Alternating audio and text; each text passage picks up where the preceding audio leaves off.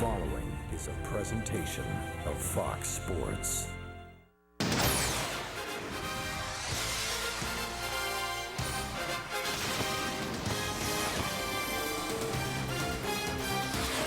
The Redbirds look to regain their winning ways as we head south after being swept out of Colorado. Game 1 tonight, NL Central battle, the St. Louis Cardinals and the Houston Astros. And along with Rick Horton, I'm Dan McLaughlin. Welcome to Cardinals baseball. And Ricky, the Cardinals trying to regroup here tonight.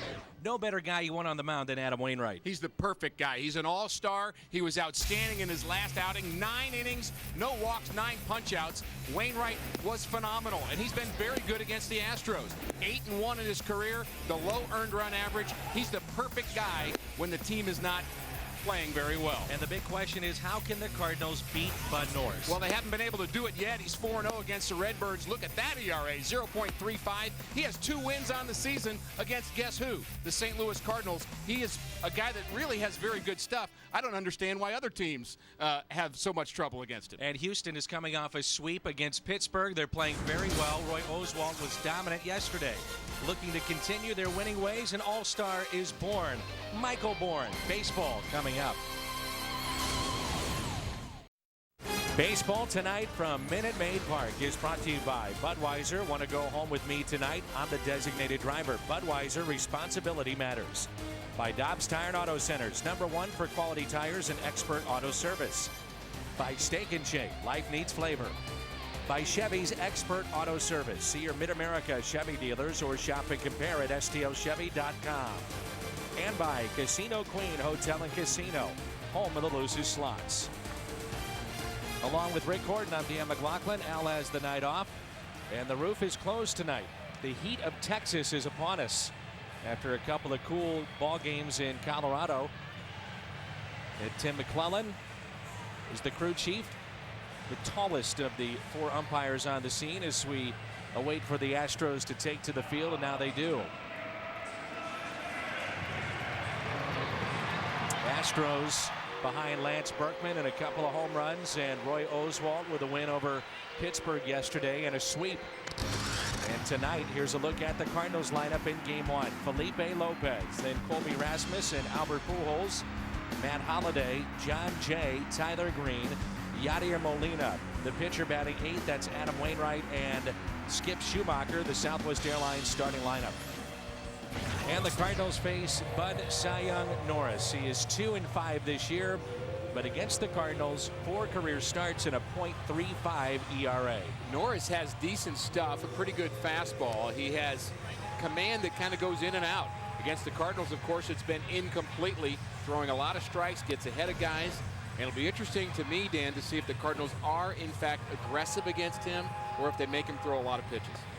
So Bud Norris getting the start for Houston. And Adam Wainwright getting the start for the Cardinals. Wainwright, by the way, 8-1 in his career against the Houston Astros with a 1.54 ERA in 10 starts. He's been good against the Astros. The Astros have been kind of an unpredictable team this year. They just swept the Pirates, as we said. But before that, they lost 3 straight to the San Diego Padres. Let's take a look at the defense behind Bud Norris. Carlos Lee and then Michael Bourne, who could really cover some ground. Hunter Pence, an all-star from a year ago. Johnson, Sanchez, Keppinger, and Berkman. And it's Norris and Castro, the Dobbs defense as we go around the horn. What do you think of this ballpark? Minute Maid Park, and of course, so much is made of not the right field side, but the left field side as it comes into play now on your screen and the Crawford boxes. Well, it certainly has character, and I would say that it's growing on me a bit. The first time I saw it, I just thought this is a quirky ballpark with some odd dimensions and some strange sight lines, including a train in left field. I don't really get the train connection to the game of baseball, but there it is. And so, you know, kind of odd at first, but it's growing on me. And here's Felipe Lopez, the switch hitter, to lead it off for St. Louis. First pitch, a fastball at 94 from Bud Norris, and a strike. So you feel the Cardinals could be aggressive early tonight against Bud Norris? Well, it's one of the options. The Cardinals certainly tried that in Colorado, and they actually swung the bat pretty well in Colorado. Should have won 2 out of the 3 games there. The offense is certainly on an upswing, and you wonder whether that they just want to prove early on that Bud Norris is not who he has been against the Cardinals, and there is a way to beat him. It is just one of those things, though, in baseball that doesn't make sense. Sometimes you see a last-place team dominate a first-place team, where in this case, a guy that has struggled against the rest of the league owns the Cardinals. 2-1 pitch to Felipe. Hit in the air to left center. Carlos Lee calling for it, but then he's called off by Michael Bourne for the first down. In steps Colby Rasmus. Jim Deshaies was telling us about Bud Norris that he thinks it's as simple as Bud Norris had a good game against the Cardinals early on, and it just has a good feel when he pitches against the Cardinals. He tends to be kind of an excitable guy. He's kind of a little bit, got a little arrogance to him in terms of his style of pitching, and some might say overconfident, but he gets that a little bit from that first outing he had against the Cardinals, and he's just riding it. And a swing and a miss by Colby, who's hitting .278, 16 home runs, and he's driven in 41. You mentioned the Crawford boxes, and in a way you can hide Carlos Lee out there in left field. Not the greatest of defenders, doesn't move all that well, but a very short porch in left, and then you have a speedster like Bourne, and we saw his speed come into play on that last ball where he calls off Carlos Lee. Center field, a very important position here. Colby Rasmus is going to have to learn how to play this outfield here. We've seen Jim Edmonds go up that Towles Hill in center field, and kind of a unique part of this ballpark. I always thought that was an injury waiting to happen, but we saw Edmonds do it very well. Yeah. The amazing thing is that not many guys hit it that far to center, and when they do, we haven't seen an injury from that. I think what's even more astonishing to me is that this day and age you have a pole that is in play on the diamond. Right. That's right there. There's the quirky word coming into play again. 1 ball and 2 strikes on Colby Rasmus. You'd lose that battle if you ran into that. Yes, you would. We first came to this ballpark when it opened up. They had no padding on the bottom of the wall in right field, and actually there was concrete that would jet out underneath that, but say half a foot or so, and the Players Association stepped in after it was looked at, and they have covered up most of that area. But it has to be approved by Major League Baseball, and the Players Association also steps in and has a word about it too. And that's actually one of the interesting kind of sidelights of the Players Association. There is a safety committee. A number of players are on that, and they'll actually address issues at the ballpark. And you clearly don't want your players hurt. The owners don't either. So little things about the steps that may be dangerous in certain ballparks because they're slippery and guys have gotten hurt and missed some games. That's a base hit off the bat of Colby Rasmus. Played by Pence in right, and it's a 1-out double. So Colby aboard with the first base hit of the night. Interesting thing about this Astros defense is Hunter Pence has to chase this one down in the right field corner as they took infield. I don't remember the last time I saw a team take infield, but they did that about 4 o'clock here this afternoon. And defense is going to be something we're looking at in this series too. The Cardinals defense has not been good of late. Astros, the last 5 games at home, their ERA as a team 1.40. Pujols trying to change that here in this first at bat of the night for him. Takes a ball upstairs. And no, you don't walk Albert Pujols in this situation. No, you do not. I was waiting for you to ask me that. Now with Holliday the way that he's swinging the bat. And that was the whole intention of bringing Matt Holliday to St. Louis was, hey, let's give him a little protection. Talking about Pujols. He blew it right by him. We have seen more fastballs thrown to Albert Pujols in the last week than we've seen all year. And they're pitching him up in the zone a lot as well. And he's liking the pitch. He's swinging at it. I mean, he's not letting it go. Feels as if that's a pitch he can catch up to. He's just not right with his timing. The 1-1 pitch. Of course, Albert, every time that he comes through Houston, is booed. He did that with one swing, didn't he? Yes, he did. Brad Lidge. Lidge coughed up a lead the other night to Cincinnati, but the Reds blew the game in the 12th inning with a walk-off homer. Reds have jumped out to a 4-1 lead tonight against the Phillies in that ball game in the 5th.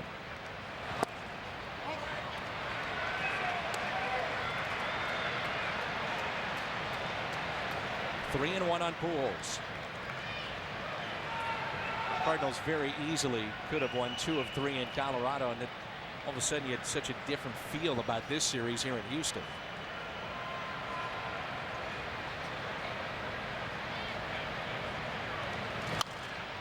Ball back. Bit of an off-balance swing by Albert Pujols. We've seen more of those this year than in years past.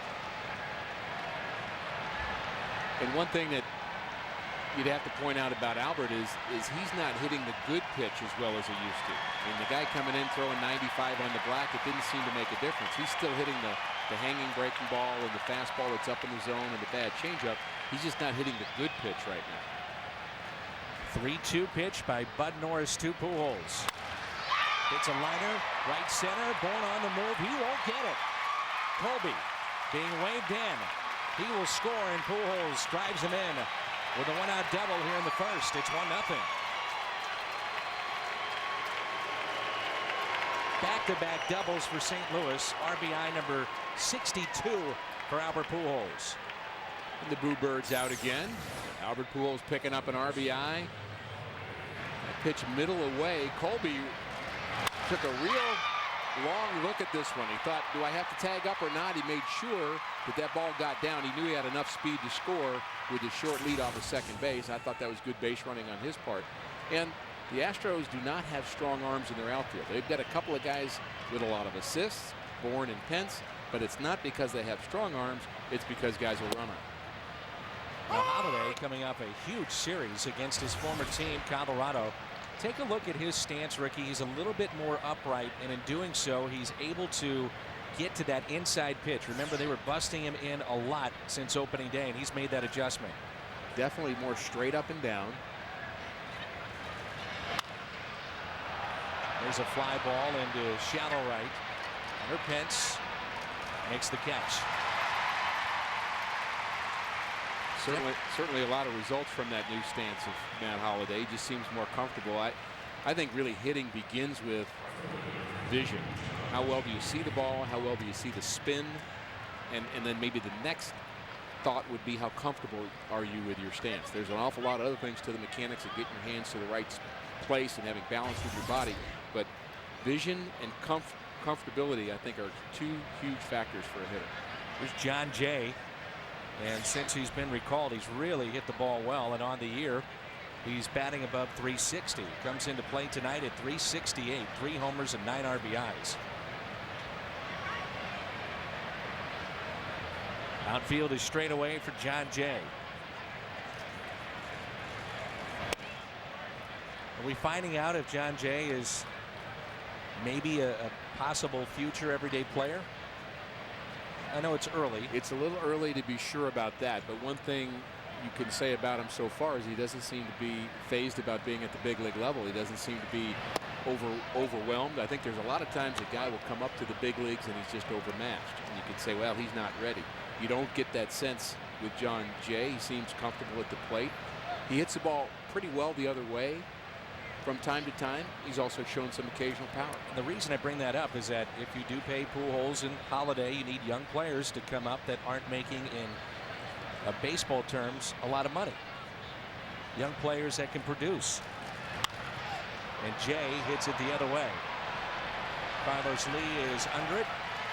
And the Cardinals grab an early 1-0 lead. Pujols with RBI 62. Wainwright coming up. First year as a manager for Brad Mills, and running the ship here with the Houston Astros. And a look at his lineup: Michael Bourne, Keppinger, and Berkman, Lee, Pence, Castro, Johnson, Sanchez, and Bud Norris. That's brought to you by Sprint. First pitch by Wainwright catches the outside corner, and it's a strike to Bourne, who can really run. Hitting .262 with 1 home run and 20 RBIs. Numbers on Adam Wainwright, presented by Marshall Wireless Sprint. But that 4 complete games already and a record of 12-5 for the All-Star. Just picked up right where he left off from a year ago. numbers can hardly be better for Wainwright. He has just been extremely consistent. Had one bad outing 2 outings ago, and was asked about it and asked, what he did wrong, and he said, I don't even want to talk about it because that's not me, and I do not plan on doing that again. There's the curveball, and that's typical Adam Wainwright. He has an ability to say the right things after a start. He doesn't dwell on it. He turns the page quickly and kind of gets mad at the right things and kind of lets the right things go. He's just got a really good demeanor for a pitcher. 2-2.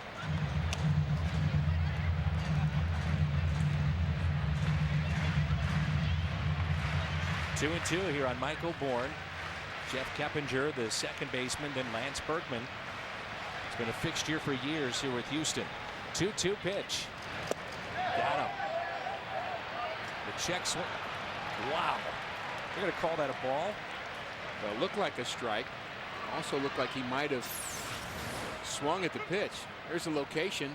That's a strike. He didn't swing at it, but he should have. So it's a 3-2 pitch from Adam Wainwright.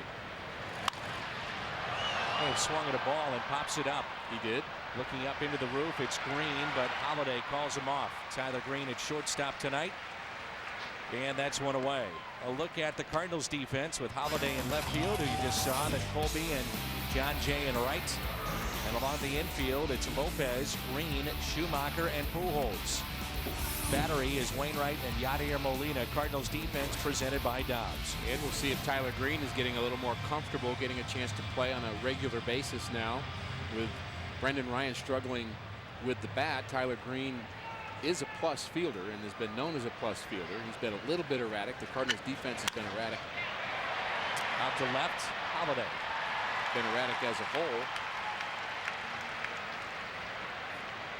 And we'll see how they handle this series. I think defense is so important for the Cardinals to turn things around and get back on track and become the team that everybody thinks they are and that they think they are. I think it's going to start with being more efficient defensively, not giving away runs, because when you lose a game because of defense, I just think it is demoralizing, and we saw that happen in Colorado. So quickly 2 down, and here's the switch hitting Lance Berkman, one of the great modern day switch hitters that baseball has seen. Lee, Chipper Jones. Berkman had a couple of home runs in their win over Pittsburgh yesterday. Going back to Brendan Ryan for a moment, how tough is it right now for Tony La Russa, knowing that you're not going to send him down? He's already mentally at times been defeated himself, and you're trying to give him situations you can put him in to make it a positive experience for Brendan to build on something. He's going to have to find situations where the pressure is low, and the Cardinals don't have a lot of blowout games. They haven't had, because the offense hasn't been great this year. There's a good cutter from Wainwright. You see most career RBIs against the Cardinals, and Berkman way ahead. And that's active players, of course. Ramos, Ramirez, Dunn, Kendall on that list. 3-1. But to finish that thought, if you use Brendan Ryan in a tough situation late in the game defensively and the ball's hit to him, I mean, you've got a guy that's not maybe comfortable and getting in the late innings. That's a tough job to do, to be a late inning defensive guy. And so finding ways to get him success is really difficult right now. He's not swinging the bat well. You can't just use him as a pinch runner. So, what do you do with him? I think Tony has got a tough job trying to figure out how to get Brendan Ryan back on track, and the Cardinals need Brendan Ryan to be the player he was last year. Count is full here on Berkman. The 3-2 pitch. And with a breaking ball and a 2-out walk.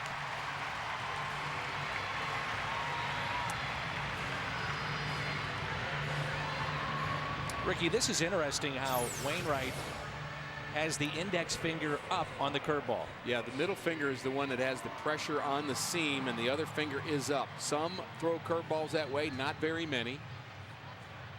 There's some that would actually even put their finger, even as Jason Isringhausen did. They actually use the knuckle of their index finger, and almost people would call that a knuckle curve, but the real important finger is the middle finger and how it pulls down on the seam. And Wainwright obviously has one of the best curveballs in the business.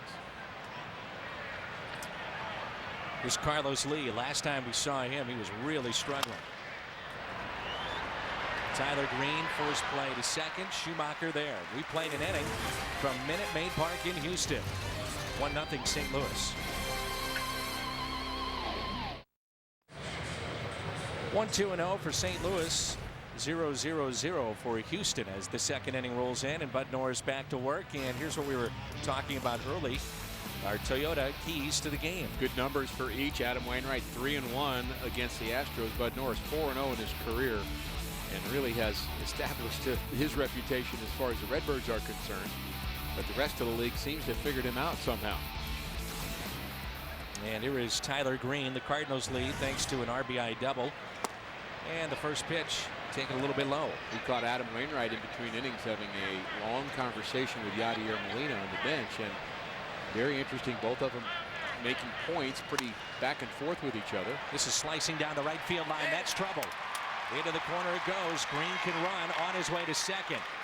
And thought about heading to third and stops at second base.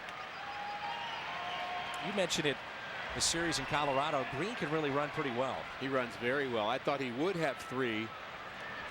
When that ball got into the right field corner, Hunter Pence does not have a very strong arm. He's a much better athlete than he looks like, but he's kind of a gangly right fielder. That pitch down in the zone, and Tyler Green trying to make everything he can of his opportunity that he's getting right now, and I think he's going to just play short until he proves he can. Here's Yadier Molina hitting .226, and since early May hitting under 200, closer to 170. Gap into left center. Just sometimes when you watch Molina right now, Ricky, his body language, we haven't seen it like this, where it's almost like he's been defeated at the plate. And what I see with Molina is I see a guy that looks a little tired to me. When he swings the bat, it's like he's swinging a tree trunk, and he just doesn't have the bat speed. And it may come along with that defeated look you're talking about. But this is a good situation for him, just trying to drive the ball the other way. He's good at that even when he's not swinging the bat well. He's a perfect guy to take a pitch to right. Absolutely. Get a ground ball. So leadoff double by Tyler Green. You can see well off the line the first baseman Berkman, and on the grass the second baseman Jeff Keppinger. He's kind of been swinging like a father of a newborn. Oh, that's what he is. Oh yeah, you know that feeling. Oh, do I? 2 balls and a strike on Yadier Molina. A lot of sleepless nights for he and Wanda, and congratulations again. Ariana, their daughter's doing well, and so is Wanda. Congratulations again to the Molinas. Looked like Molina was talking to the home plate umpire tonight, Adrian Johnson, about the strike call, and said, hey, make sure you give that to my guy.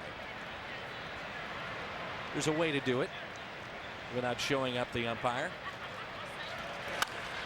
There's the ground ball to second, and the out. So a productive out for Molina. And Tyler Green advances. And you have the pitcher batting 8th, but he's unlike most, and that's Adam Wainwright. Yeah, I think if Wainwright was not the pitcher, you might want a little bit more out of Molina than just moving him over. But in this situation, he does his job. His teammates acknowledge that. They know that's an out. Doesn't look like anything in the scorebook, but it's the way baseball is supposed to be played. Get that guy to third base. Infield is drawn in. They feel that runs will be at a premium here tonight. So with Wainwright on the mound, he can help himself here at the dish.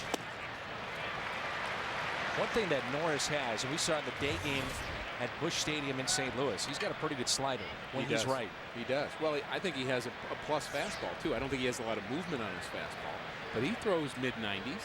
He can get it up there. That one at 95 and missed outside. But very straight.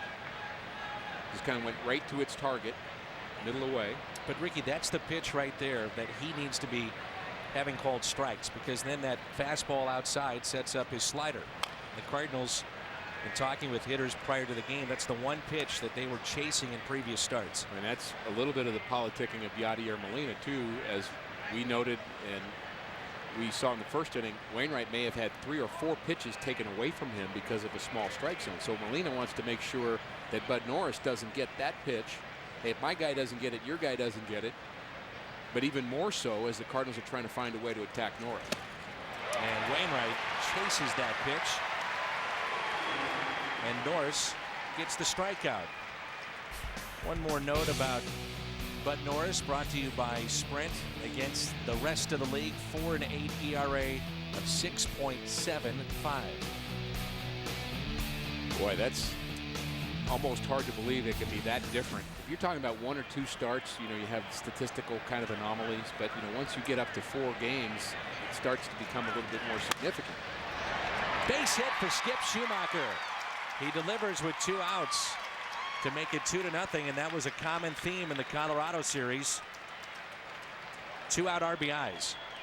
Another common theme was swinging at the first pitch, and that's what Schumacher does. Jumps on the first pitch he thinks he can handle, and how good is he at hitting the ball the other way? Tyler Green does a nice job of leading this inning off and getting the Redbirds their 2nd run of the night. I like what Skip Schumacher's been doing with the bat of late. This seems a lot more comfortable. And the other thing he's done, and here's Felipe Lopez, he's gone to left field, opposite way a lot. And when he's right, usually that's where you see his base hits come from, going the opposite way.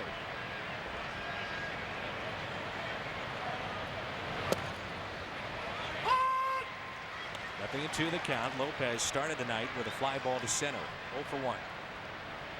2 pretty different players talking there at first base, Skip Schumacher and Lance Berkman. You've got a kind of a serious guy that's hard on himself, and Skip Schumacher very professional, and you got Berkman who's kind of like a relaxed, kind of easygoing guy. I mean, very different personalities. Don't you think, though, that this Cardinals team, this is going to sound simple, they need to smile a little bit more, have some fun? I agree 100%.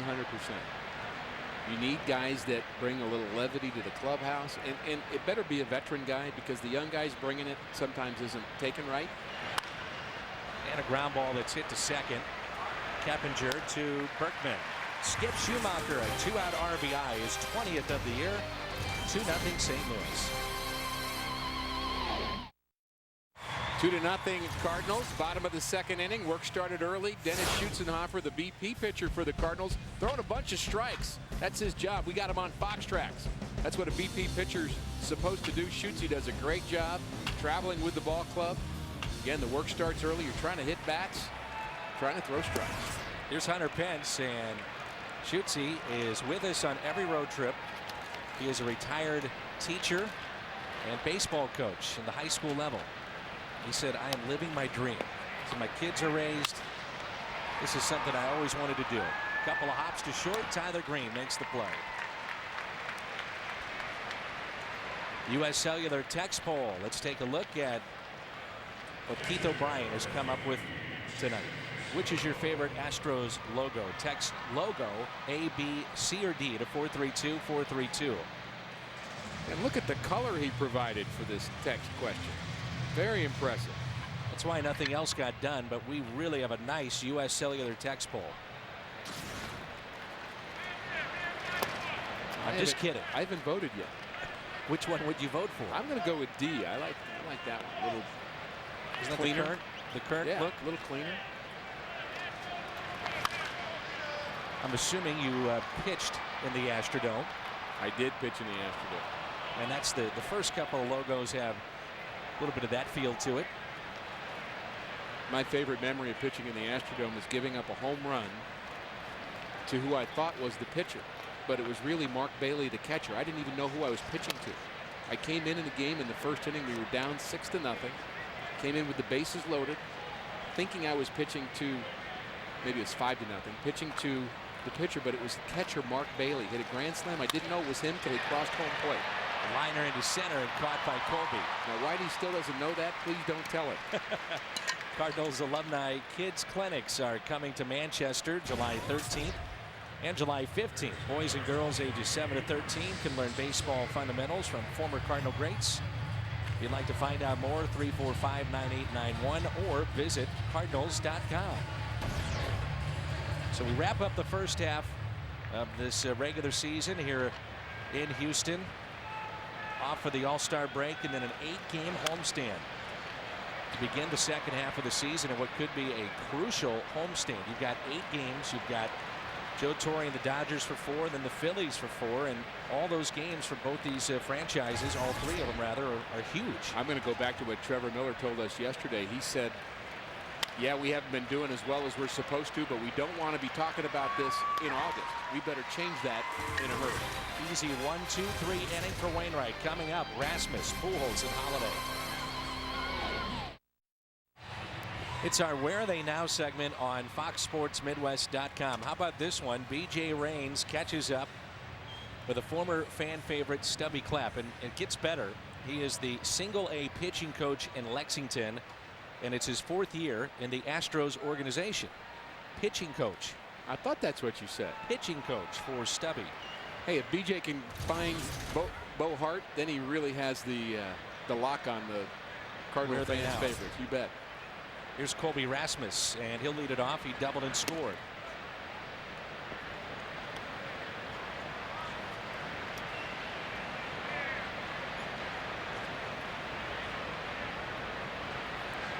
One 0 pitch to Colby Rasmus. And it's 1 ball, 1 strike. Colby here, and then Albert Pujols and Matt Holliday.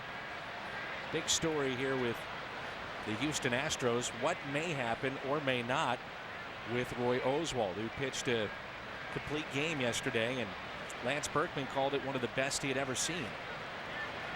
Oswalt pitch catches the corner, and of course Oswalt is owed roughly $31 million, the remainder of his contract. And the interesting change that's taken place in Oswalt as a pitcher is he stopped trying to become a 2-seamer. Early in his career, he threw 4 seams and blew guys away, and then he tried to learn how to pitch, and he's just back to saying, here, hit it. Go ahead and hit it. Second strikeout for Bud Norris. Pujols got things started back in the 1st inning with an RBI double, his 62nd ribby of the year. I find it interesting when we talk about Pujols and we say, well, he's not having a typical Albert Pujols season. But then you look at the other contenders for the first half MVP, and Ricky, his numbers are right there with everybody else. You can think about possible Triple Crown. You can think about possible MVP, and we're complaining. But he'll tell you that he's not having the season he could be having. Still doesn't look fully comfortable at the plate, and if he can go on a tear, and I think what most Cardinal fans are waiting for is, and I would be one of them, waiting for Albert and Holiday to be on a tear at the same time and see what happens over a couple-week period. Well, coming into play tonight, he was 10th in the league in average. That's hit out of play. He's 2 behind Joey Votto in the home run department. He's only 3 back of David Wright in RBIs. So he has a legitimate shot at the Triple Crown of winning a home run championship or an RBI championship.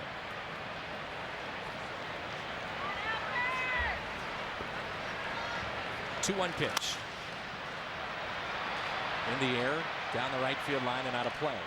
It's taken the Cardinals a couple of years and 26 innings to get 1 earned run against Bud Norris, and they already have 2 here tonight. We just saw Pujols, who has struck out a couple of times against Bud Norris, spoil that slider. At times we've seen him chase that against Bud Norris, but not in this at bat. That's in the dirt.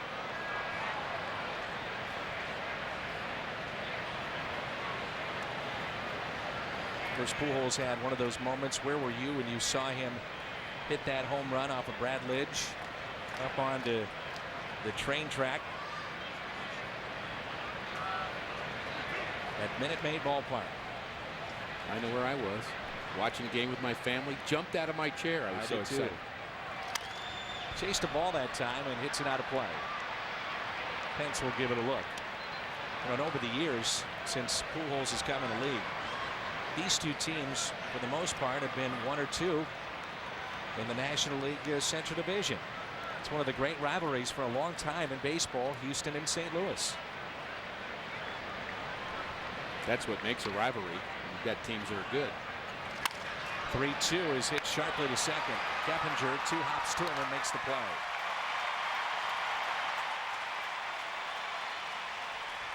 Two outs. Here's all-star Matt Holliday. You can see him compete Home Run Derby and also in the upcoming All-Star game on Fox. July 13th, 5 Cardinals headed to the All-Star game. And while Pujols is hitting, coming into play 305, Holiday leads the team in hits as he's closing in on 100.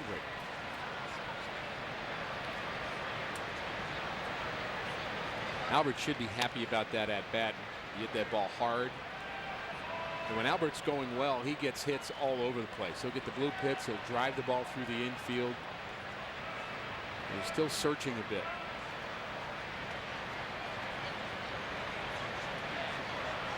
You never have to worry about it being lack of effort on his part. 2 outs, and the pitch is taken outside by Matt Holliday. Holliday flied out to right first time up. Major League leader in hits, Josh Hamilton. A remarkable story that he is. Texas Rangers. Rangers get a little help today too. Cliff Lee traded from Seattle to Texas. Most thought it was going to be the Yankees that would pick up Cliff Lee. It's Texas for the stretch run. And they're doing that with an ownership group, a state of flux right now when you talk about Nolan Ryan and his ownership group. Pitch count at 51.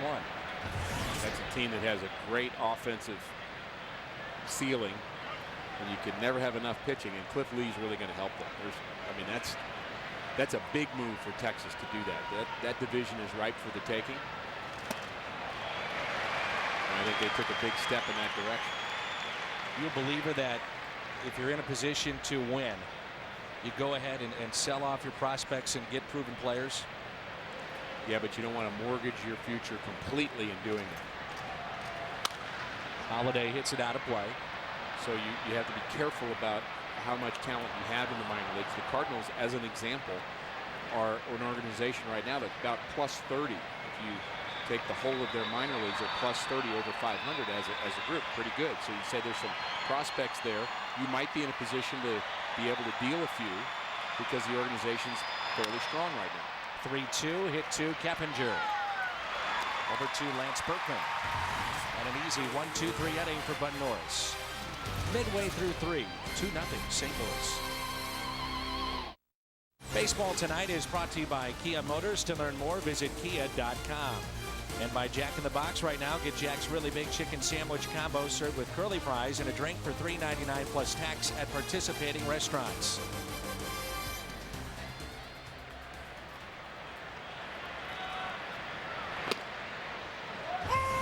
We're underway here in the bottom of the third. Angel Sanchez, the shortstop.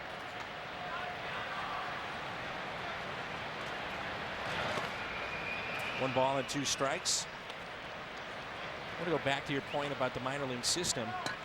If you talk to some people, they'll tell you that a legitimate prospect right now, that's a foul ball, and that most teams would covet if the Cardinals went dealing is Shelby Miller. He had mentioned that there's teams that are winning, but the winning draws attention on teams that maybe don't have great prospects, but they win. When you talk to minor league development people, you'll get an argument on this discussion. Is it about winning or is it about developing the individual guys? And really, it's a both and if you really do it right. You want those guys to be used to winning. First base hit tonight for Houston. But Shelby Miller is a guy that most clubs are looking at right now saying there's a guy we might want to have. He pitched to 9 hitters in a start 2 days ago, struck out 7 of them, and was throwing mid-90s and seems to be getting his sea legs a bit as a minor league player. It takes a while for guys to get adjusted to that life, and Shelby Miller seems to be on track, and Cardinals are very lucky to have him. But he'd be a guy that certainly other clubs would be interested in. And you look at this team right now, you're thinking that Penny at some point helps you out along with Kyle Loesch. Now, do you trade for help with the everyday lineup? Are you looking for help on your bench, bullpen? All those are factors. Molina gets Norris by a step. Sacrifice is good. Sacrifice 2-4 on the play. And we're back to the top of the lineup in Michael Bourne. Houston starts playing tonight with 51 losses this year. 13.5 games back of Cincinnati. And the Reds have added to their lead against the Phillies at 6-1. Tough start for Brad Mills. He is getting rave reviews, however, here in Houston in terms of how he handles his team, how he handles his bench. He's had a way of keeping guys sharp. Been questions in the past about whether or not the bench players played enough. Then they kind of got a little bit dull, and you need them late in the game and they're not ready. But his bench seems to be getting a little bit more action. Here's a 1-0 pitch to Michael Bourne. Good pitch and strike one. Bourne, first time up, flied out to left. That was his reputation when he got to Houston. A player's manager, but a guy that had their respect as well. He wasn't going to get walked all over. They'll test you. Oh, I'm sure. It's a long season. Well, everybody gets tested. The managers do, the coaches do. And you've got to know as a coach when to give a guy a little bit of space to vent. And then when is he going over the line and challenging your authority, and you've got to make sure you don't let him go too far. Which I would think, Ricky, would be a real tough spot if you're a coach, bench coach, bullpen guy, whatever, and the manager gets fired, and for the longest time you've been some guy's buddy and a sounding board for that player, and all of a sudden you're trying to lead him. Well, most coaches will tell you it's a good old boys network when it comes to that. Is once your guy's out, you're soon to follow. Unless you've got some other friends somewhere. The new guy's your friend too. I mean, it's nice to have a lot of friends when you're a big league coach. Trust me. These guys get recycled, but the manager establishes the authority of his coaches, and he does that very clearly in spring training. And if he doesn't do that well, then your coaches are basically just window dressing. They're just guys to throw BP and hit ground ball. 3-2 is grounded to second. Schumacher quickly over to Pujols.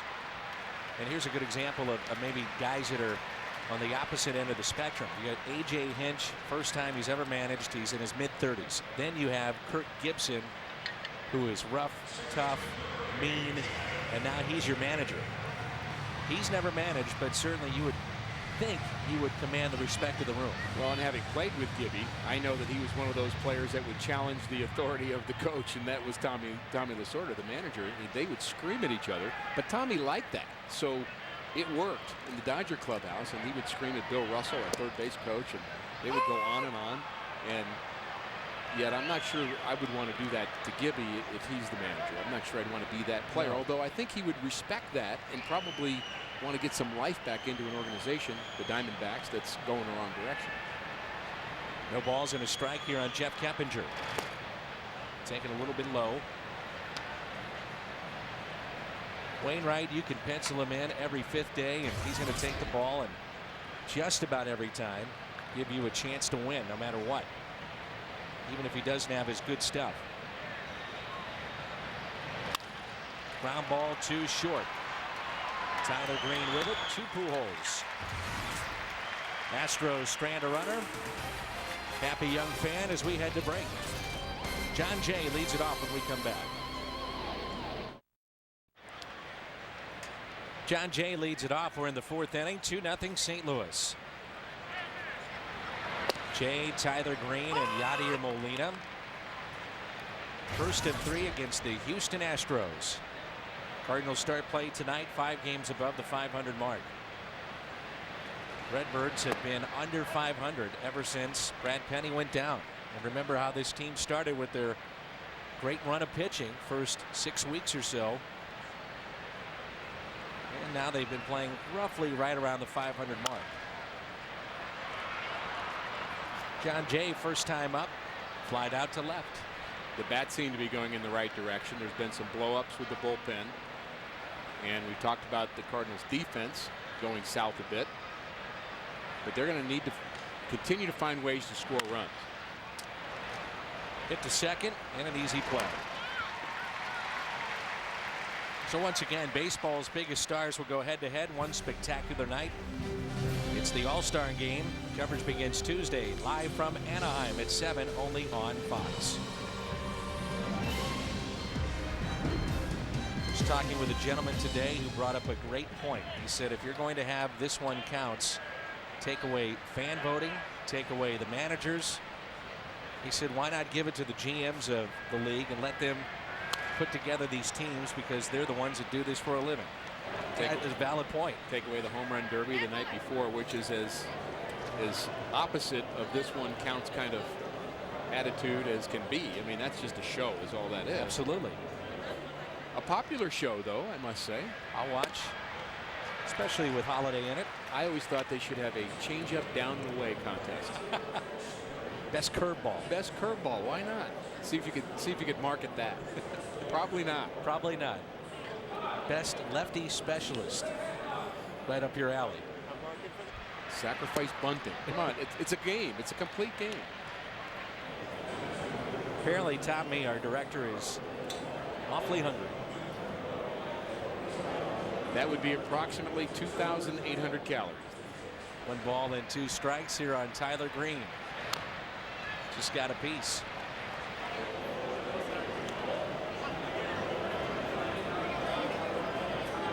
Cardinal fans are hungry.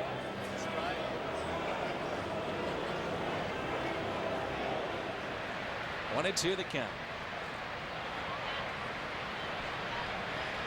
Cardinals have out hit the Astros 4-1, and that's on the outside corner. Green strikes out number 3 for Bud Norris. Plaza Tire Service with our replay. And we'll look at the location. Outside half, about knee high, good location, and that did have a little movement to it. Came back over the outside corner. Norris again throws a pretty straight fastball, but that one with the late life fooled Tyler Green. Here's Yadier Molina, productive out first time up, ground out to second to advance a runner to third. We've just seen 2 Cardinal young players trying to figure out, do I belong in the big leagues or not? And Tyler Green and John Jay. And it's something that goes on in every clubhouse. You've got young guys trying to figure out where they belong or if they belong.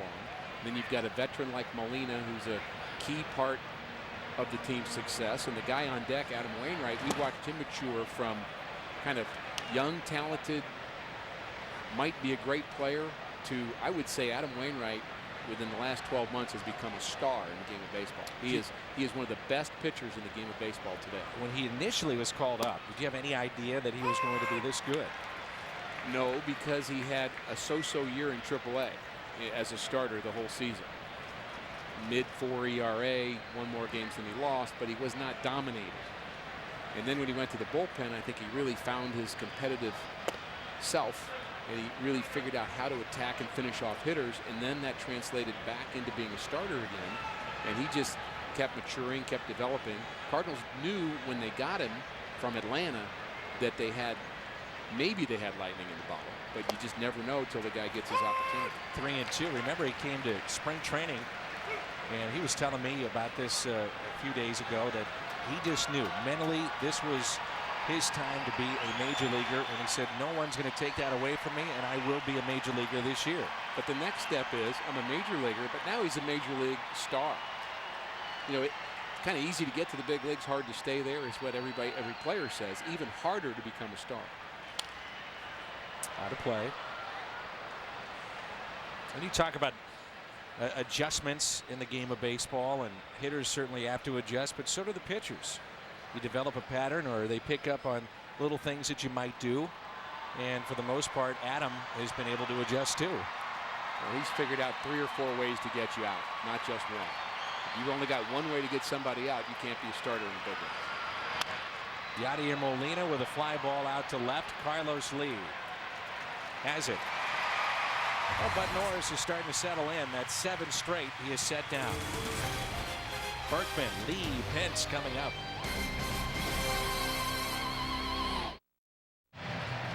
It's a celebration of the 1985 season coming up. The Pirates will be in town Friday, Saturday, and Sunday. We'll start with the Vince Coleman bobblehead presented by Coca-Cola and Deerbergs.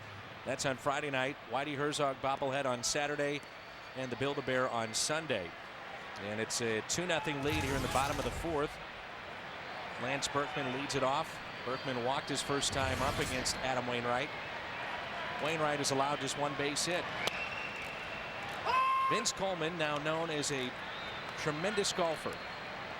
And he's also been a coach for a number of years. Last I heard, he was with the Chicago Cubs teaching base running with their minor leaguers. He was pleading for a job yes, on our air last year. I heard him. He said, anybody out there wants to hire me, I'm ready to go.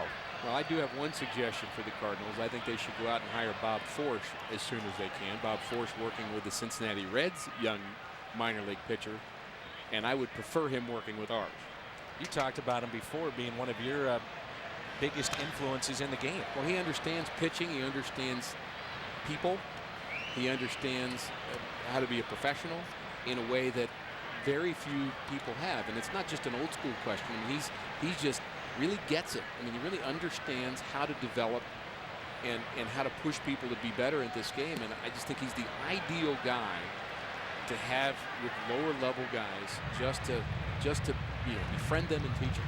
Last year was his first year with the Reds. He's back again. And I asked him, I said, are you enjoying it? Is this something that is, to your liking? Is it what you expected? And he said, I love it. He said, I love teaching the game. He said, but the thing I cannot get over is the fact that these guys, meaning the kids that he's teaching, he said, really don't understand the game. He said, and that's half the battle anymore, is just trying to get them to understand situational baseball and then the finer points of the game. But if you don't have the Bob Forsches of the world working with somebody at that age, then they've got to try to figure it out when they get to the big leagues, and it's too late. Nasty breaking ball there from Adam Wainwright, first strikeout of the night, and it brings in Carlos Lee. Cabot Woodstein, legendary performance. This stayed in baseball. 1988, Nolan Ryan becomes the 7th pitcher in Major League Baseball history with 100 wins with 2 different teams. Great Nolan Ryan. Did you face him? I sure did, and I was hoping you'd ask me who I got my first big league hit off of, Dan. It was Mr. Ryan. I know it was. I knew you did. Thanks for leading into that. It was scary to face Nolan Ryan. He was one of those guys, think of many times watching him pitch in the Astrodome here in Houston, and you just knew you weren't going to get any hits the first 5 innings. I mean, never. He was just that good, and then you just hope that you would get to him later. And the team speed really bothered him too. He'd walk Vince Coleman late in the game. You knew he'd steal second because his delivery was slow to the plate. Then, fielders hadn't had much action all day. Then they'd make an error, and the next thing you know, you win 3-1, and that was a classic, typical Nolan Ryan game. Do you have the ball? I do. Have you ever spoke to Nolan about it? I don't believe I did. Actually, I remember, I think I remember my parents seeing him one spring training and saying, do you know that our son got his first big league hit off of you? And then they actually met him and talked about it with him, and I was kind of wishing they hadn't. You didn't want him to do it? No, I don't want him thinking about that. Second walk issued by Wainwright. He can't hurt me now. I understand. I completely get what you're saying, though. Here's Hunter Pence. Grounded out to short, first time up. 12 homers, 39 driven in. Big Cardinal fan. Brian McGee is here tonight, taking in baseball. Brian, of course, has followed the Cardinals for a number of years, and many times we see him here, and wanted to make sure we passed along to family and friends. He's cheering on the Redbirds tonight. Over the years, he never missed many of the road trips, and he could have a chance to see Mark McGwire play. He's thrilled that he's back as the hitting coach. Here's a 1-0 pitch to Hunter Pence. Popped up. Tyler Green makes the catch. 2 outs.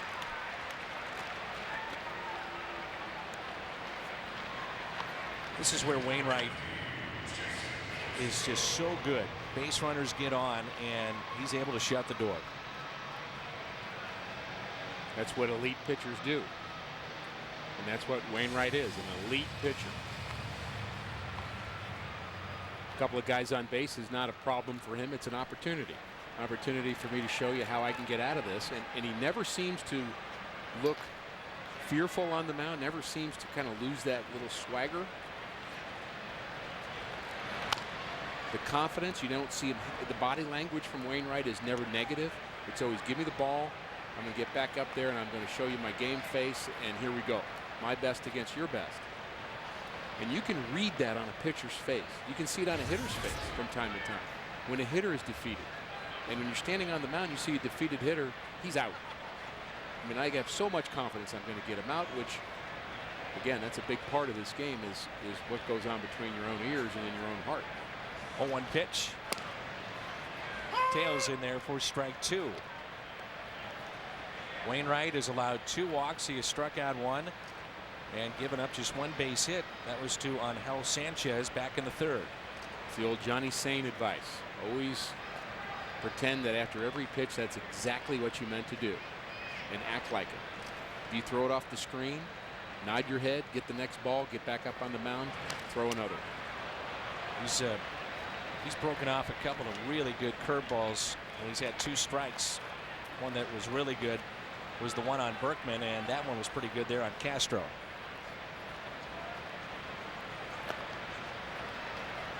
Index finger is up. He extends out and pulls it down. When we watch it in slow motion, you think, can a hitter see that? But they don't. I think the arm action is just too fast. Too much arm speed for a pitcher for a hitter to be able to pick it up. And even if you did, it might be too late. If you're seeing the finger on top of the ball right as he's getting ready to release it, good luck. He said that he's never had an issue with that. And I asked him about it. They were concerned about a hitter seeing that and tipping off the curveball. He said never had an issue with it. 0-2 pitch. There's a good late movement too. It starts out in on the hands of a left-handed batter, then tailing back over the plate. And tipping pitches is something that's come into vogue in the last 10 years or so with the video proliferation in the game that coaches are really looking for ways that pitchers may tip a pitch. But normally it happens with the grip where he has the ball now and what he does once he gets it into his glove. A lot of the tipping starts there. Curveball again. Into right, Jay won't get it. Drops in. And runners at the corners. On an 0-2 pitch, curveball. Castro went down to get. Lee winds up at 3rd, and it's 1st and 3rd with 2 outs.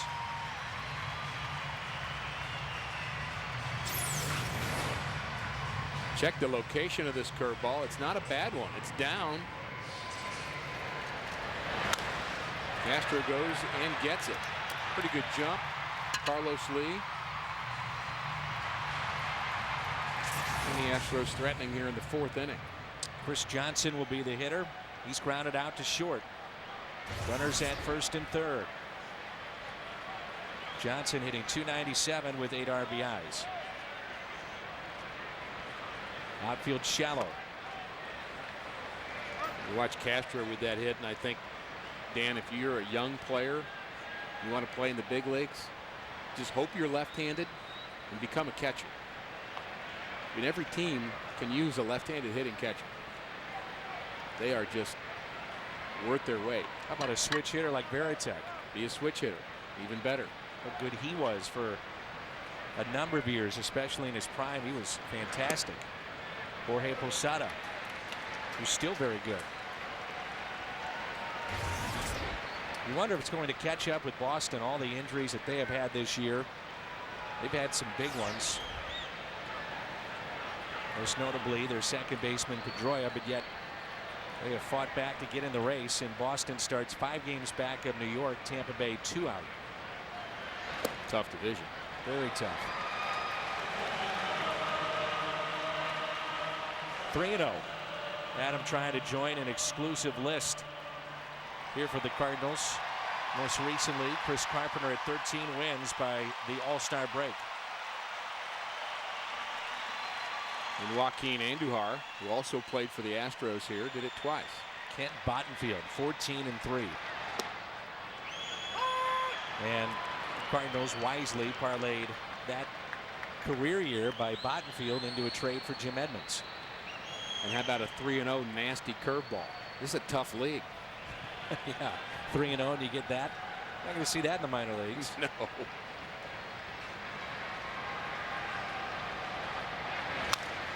And the Cardinals saw Johnson earlier in the season. He was really struggling. He just was not getting it done, and there were thoughts that he really wasn't going to be able to stay at this level and compete at this level. They had gone out and signed Pedro Feliz to be their third baseman, but they had hopes that Johnson would become that guy, and he has raised his average to over 300. So he's figuring it out a bit. And this year has been a struggle for Feliz. Runner from first off with a pitch, the 3-2. Another curveball hit out of play. We saw Ubaldo Jimenez last night, who was just, or yesterday afternoon, I should say, who was just dominating.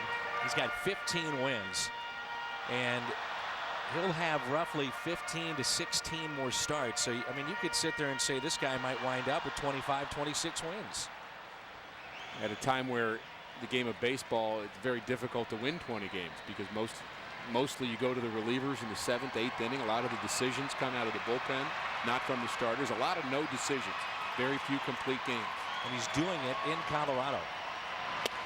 And a strikeout for Wainwright. He blew it by him.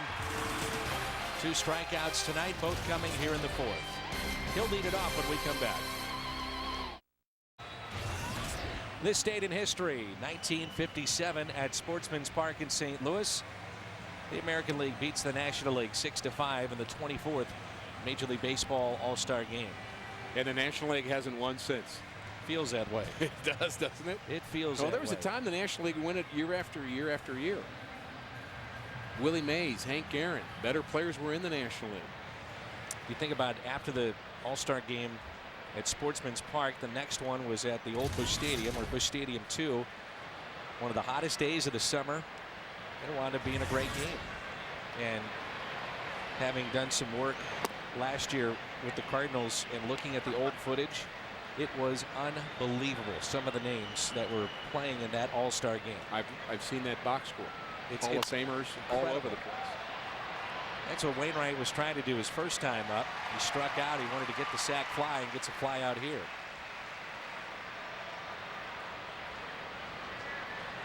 So Bud Norris is settled in.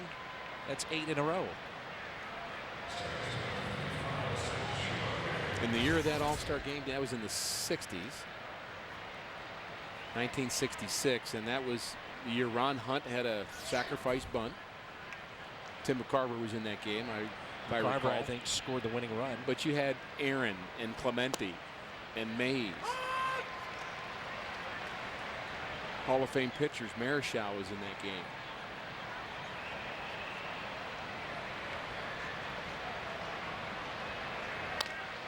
That's pulled foul.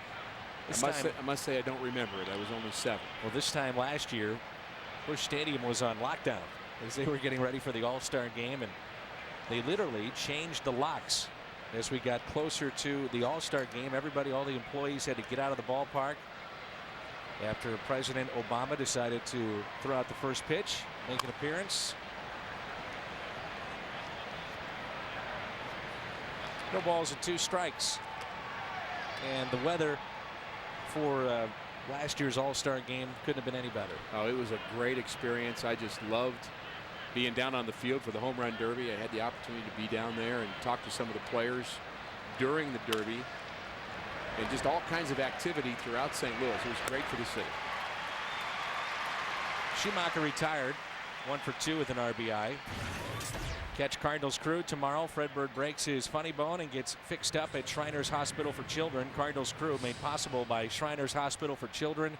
They're Saturdays at 11:30 and right here on Fox Sports Midwest. So just like that, 2 outs. And here's Felipe Lopez, who is 0 for 2.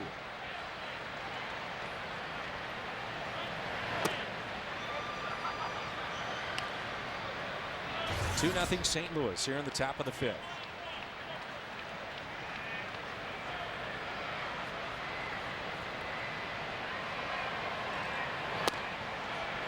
At the knees. Some close calls here in this game, and we have kind of an unscientific summary of that there have been about 9 pitches missed according to Foxtrack by the home plate umpire Adrian Johnson, and 6 have gone against the Cardinals and 3 have gone for the Cardinals. And you think about that in light of the desire to use more instant replay and to use more technology in the game. This is a game of managing mistakes, players' mistakes, defensive mistakes, and umpires' mistakes. And they're going to make them during the course of a game. And maybe that's a little more than usual through the first 5 innings of a game, but that's the way it is. Adjust. 4 strikeouts for Bud Norris. 2-0 Cardinals. This will be part of the 1985 celebration weekend with the Vince Coleman bobblehead as well as the Whitey Herzog bobblehead. It's the Build-A-Bear Workshop Day. That's Sunday, August 1st against Pittsburgh, the Build-A-Bear Workshop Day. And for tickets, you can just head to the Cardinals website at cardinals.com. And if we're talking about games in August, Dan, that means that we're not that far away from that becoming a reality. And of course, we talk about the dog days of August becoming very important games for any team to find out who they really are. And we're getting very, very close to that. We can't continue to talk about this Cardinal team and say, well, we'll see what happens down the road. Well, we're pretty far down the road. Angel Sanchez or Angel Sanchez? Answers to both. He answers to both, he says. Gets it on the button to Skip Schumacher. And that's one out. Let's take a look at our trivia question tonight. Presented by AT&T. What starter has the most wins without a loss all time against St. Louis? Minimum of 5 starts. First making his 5th start tonight, and that's Al Downing. Early to mid-70s, he went 7-0.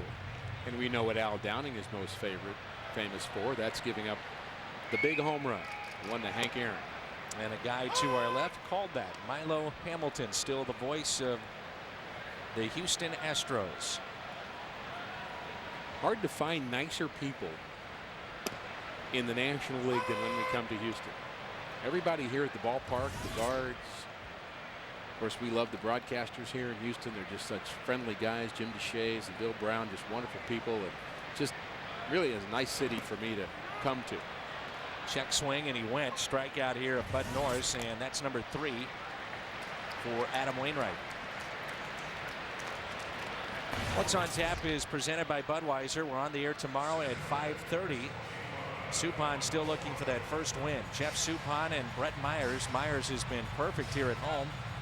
And 5-6 overall, 3.57 ERA. Will come your way at 5:30.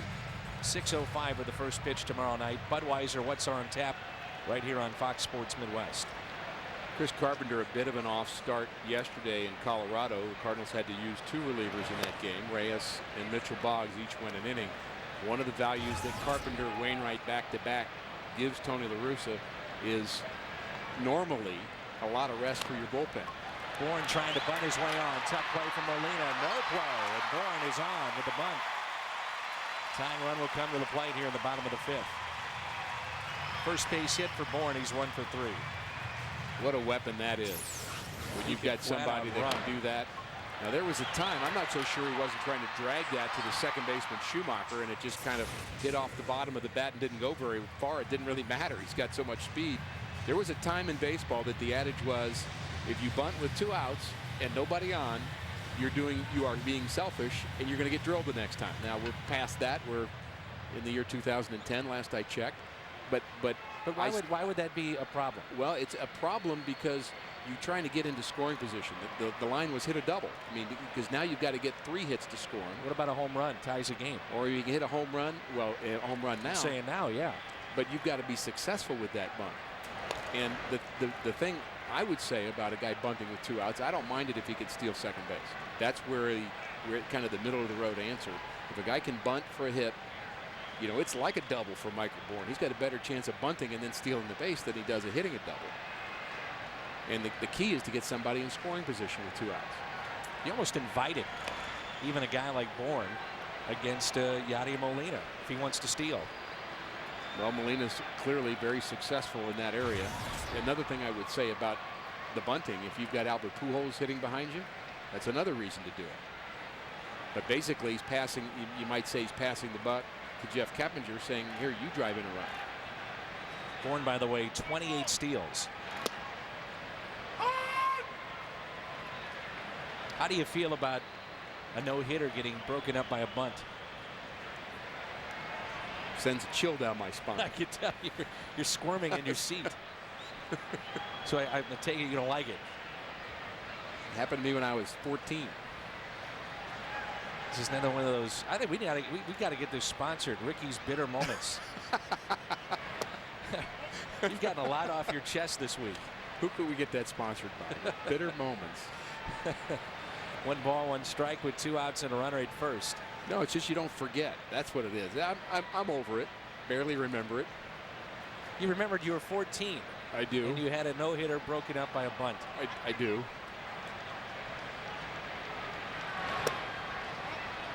And this is outside, 2-1. By the way, Keppinger tonight is lined out to left and grounded out to short. I think we could get maybe a counseling company to like a bunch of psychologists that work together. Maybe they can sponsor the catharsis moment of Rick. Maybe get a sofa company. Well, we'll work on it.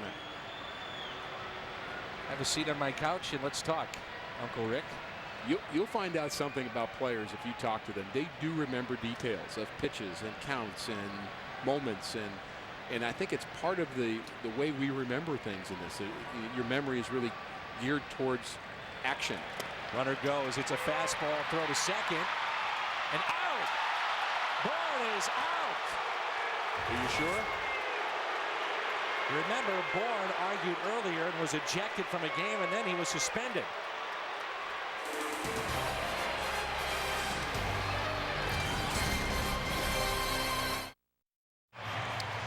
Andy Fletcher is our second base umpire. We might be seeing this in red-colored glasses, Cardinal broadcasters, but I think he's out. I think the tag is on him right now. His foot is not to the base yet. What a tag by Skip Schumacher. Throws his left knee down to make it difficult for Bourne to get to the base. I think it's the right call. I thought he was safe by a mile when I saw it in fast speed, and so that tells me that Andy Fletcher's a better umpire than I am. 6 is a serious number. Cardinals score 6. You get a 20-ounce coffee, fountain, or frozen drink for just $0.25 the next day at On the Run at Mobile. Win or lose, Cardinals score 6. You score 25-cent drinks at On the Run. Here's Colby Rasmus, and we're underway here in the 6th inning. Colby has doubled and scored in the first and struck out back in the third. Big Cardinal fan, Greg Beekman, taking in baseball tonight. 1 ball, 1 strike. But Norris has remembered that the Cardinals can't hit him. Retired 10 straight.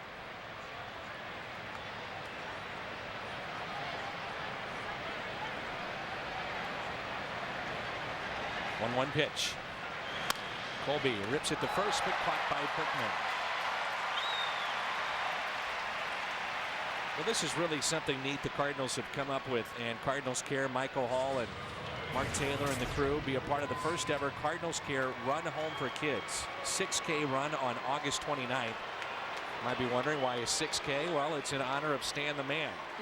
And the fundraiser will start at the Musial statue outside Gate 3 of Busch Stadium. You end at home plate.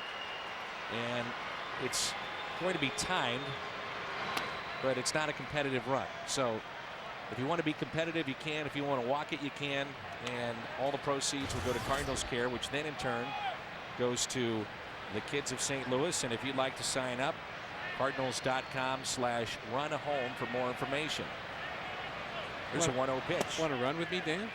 I'm out of town. Oh. Thank goodness. It's the Cardinals Care fundraiser, and again, Run Home for Kids, 6K on August 29th. I believe we are in Washington. We are in Washington. We'll run there. Go for it. 2 balls and a strike. Good thing Stan Musial was at number 53. Could have been a 5.3 then. Here's a 2-1 pitch. And a grounder hit to third. Low throw. And Pujols is retired. Albert 1 for 3, and let's go pitch by pitch, presented by Chevrolet. Norris becoming pretty economical with his pitches. There's that slider down and away, and there's one up and in. Kind of gets away with. Paints with the fastball, comes back with the slider, finally throws it for a strike, and Albert beats it into the ground. And again, when Albert is going right, That's a pitch that he crushes. Middle in, breaking ball without too much sharpness to it. 2 outs, Matt Holliday, nobody on. Should mention that Cardinals Care in their main event, of course, is the winter warm-up, but this is now becoming a bigger event in the summer that they'd like to make happen with a big fundraiser. This run has raised nearly $19 million since its inception back in 1997. $19 million for Cardinals Care. Bud Norris, here we go again. Cardinal fans here in Houston, Texas, and baseball tonight brought to you by Taco Bell, open 2 a.m. or later. By Lumiere Casino, visit Lumiere Place or River City Casinos and pick up a My Choice card, and they will reimburse your losses up to $100. And by AT&T, find out what's possible with the nation's fastest 3G network. AT&T, rethink possible. And a strike to Keppinger underway here in the bottom of the 6th. Keppinger, Berkman, and Lee, 2, 3, and 4 for Houston. Just joining us, the Cardinals picked up back-to-back doubles, first inning, and an RBI number 62 for Pujols to make it 1-0, and then a 2-out single by Schumacher to make it 2-0. Here's a ground ball, skip to his left, and makes the play. He's been busy tonight. Keppinger is 0 for 3. And a typical ho-hum performance for Adam Wainwright so far. Just a couple of walks as a blemish, a couple of hits, and he has 3 strikeouts, and really just pumping a lot of strikes in. Really nothing unusual about what we're seeing out of Wainwright. Kind of his typical performance. It's amazing how consistent he is. He's never kind of out of his motion, out of his delivery. Attacking guys the same way. Gets ahead a lot. When we first came to this ballpark, we were talking about it earlier, the Crawford boxes and short porch and left, you would think for a right-handed hitter that would be easy to get to, which it is. But a guy like Berkman and some of these lefties have learned to adjust with their swing here at the ballpark, and I've talked to him about that. He said it's almost like a flick of the wrist, and the ball will jump off your bat. You've got yourself a home run. How many times have we seen Berkman do that? And the key is don't pitch him away very often here. Make him pull the ball, pitch him in. That pitch supposed to be in, but it caught too much of the heart of the plate, and with the shift on, that ends up being a base hit. There's 2 pretty good hitters having a conversation. See, Yachty's set up on the inside corner, and it catches the heart of the plate, so he's able to get his arms extended and take it the other way. Did conversations happen all that much when you were playing? And I know things have really changed, but back in the 80s, was it like that? Yeah, I would say so. I think I always enjoyed that part of the game. That didn't bother me too much. You know, there's a concern about fraternization, and you tried not to do it too much. Double play ball, 6-4-3. Wainwright through 6, 2-0 St. Louis. First time this week that Ricky has been on the losing end of a U.S. Cellular text poll. We knew it had to happen. I voted D, so I at least get a silver medal. How about A? Only 3%. And he was all 3 of the percent that texted in. Well, you get the Astros kind of marketing there. They go from kind of the look of the atom, you know, the atom drawing, and then they go to the star. I like the star. I think it's better. But what do I know? I think you're getting way too technical with this. Well, I want to know what they're trying to say with their logo. B was the Astrodome, right? I mean, that had something to do with the Astrodome. It did, but it still had the same little kind of model of an atom and the electrons and all that floating around. It's a little too out there for me. Well, this one has stayed standard for a long, long time. Yes, it has. Birds on the bat. Great stories about that involving Branch Rickey, and that actually being a design that he was involved with a lady at a church function that he was speaking at. That's right. And she had drawn it on a napkin and made it for place settings. And the place settings eventually became a design that he liked. And it's been around a long time. And you'll hear Cards talking about, I want to play with the birds on the bat. You don't hear him say, I want to play with the star over the A. And maybe you do. I haven't heard it. I haven't heard it. I have not heard it.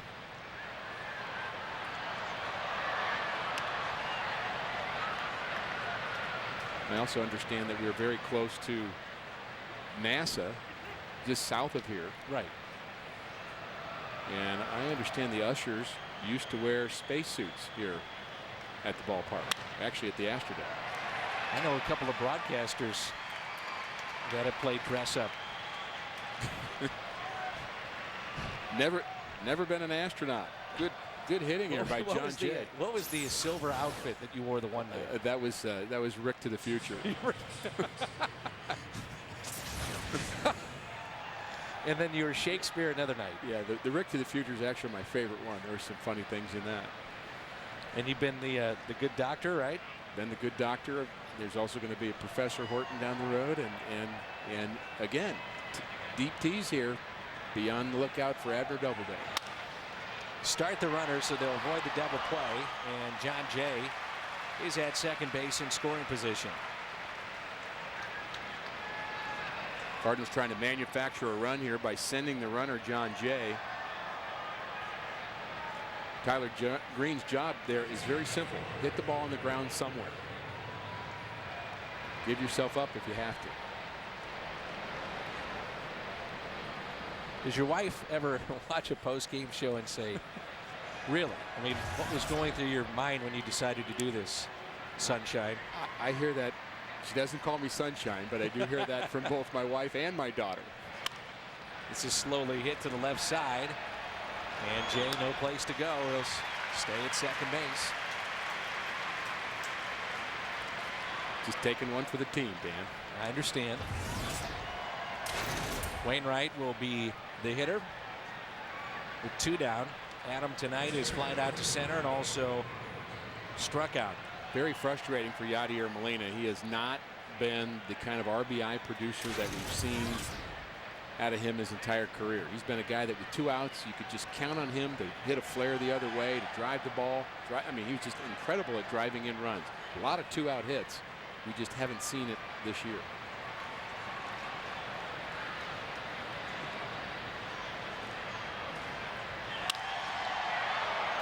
Fly ball into left center. Michael Bourne. His good speed can make the play. Time to stretch here in Houston. 2-0 Cardinals.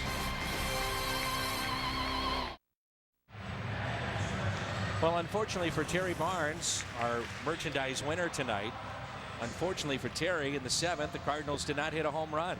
And if you'd like to register for a Hyundai long drive inning, all you have to do is visit a St. Louis area Hyundai dealer. Sorry, Terry, couldn't come through for you tonight. We appreciate it. And if you'd like to register, visit a St. Louis area Hyundai dealer. Nightfall upon us here in Houston, Texas. And we're being treated to the national song of the country of Texas. They like to think of themselves as their own country, deep in the heart of Texas. Fans love that every night here. They never get tired of it. Michael Bourne leads it off. Excuse me, Hunter Pence. After Bourne singled and was caught stealing back in the 5th. And Pence, Castro, and Johnson. Pence is 0 for 2. And a breaking ball and a strike. Adam Wainwright has allowed 4 base hits tonight. The Cardinals have out hit Houston 5-4. They lead it 2-0.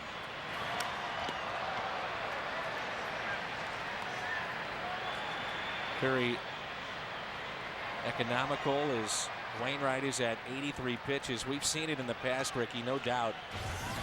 Curveball after curveball, no matter who's on the mound against Hunter Pence.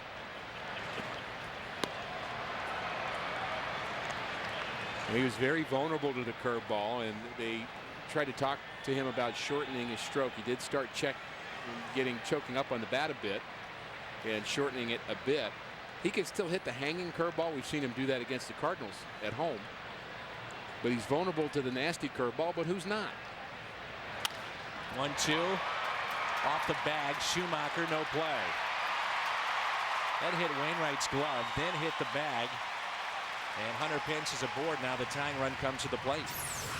Pence runs well. Schumacher with the backhand pops up quickly, but he's very smart not getting rid of that baseball. There it is off the glove of Wainwright. I've seen guys spin around and actually catch the ball that way. So might as well throw the glove back there. You know it's going to be a base hit anyway. Wainwright's such a good athlete, he might come up with it. Here's Castro. He's lined out to center and also singled back in the fourth.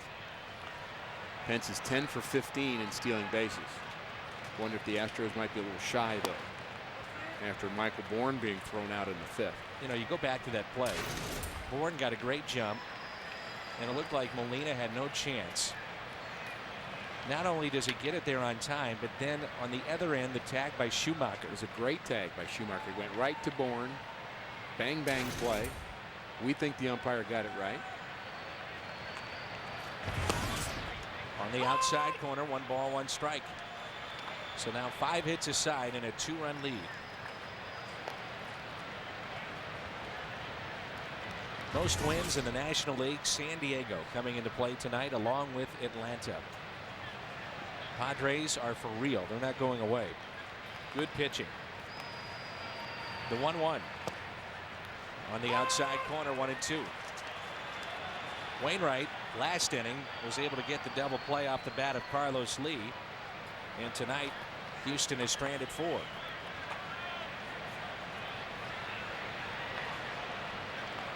The Astros were in San Diego before Pittsburgh, and they did score 6 runs in the first game of that series and won it. But the next 3 nights, 0 runs, 0 runs, 2 runs. Swing and a miss. Strikeout for Adam Wainwright, number 4 on the night. Got him to chase this pitch. Very good location, very difficult to lay off that pitch, moving away from the left-handed hitter. Wainwright knows how to get strikeouts when he needs them. There's Chris Johnson. That's what we were talking about earlier. He'll give up a walk here and there or a base hit, but it just seems like he gets even tougher with runners on.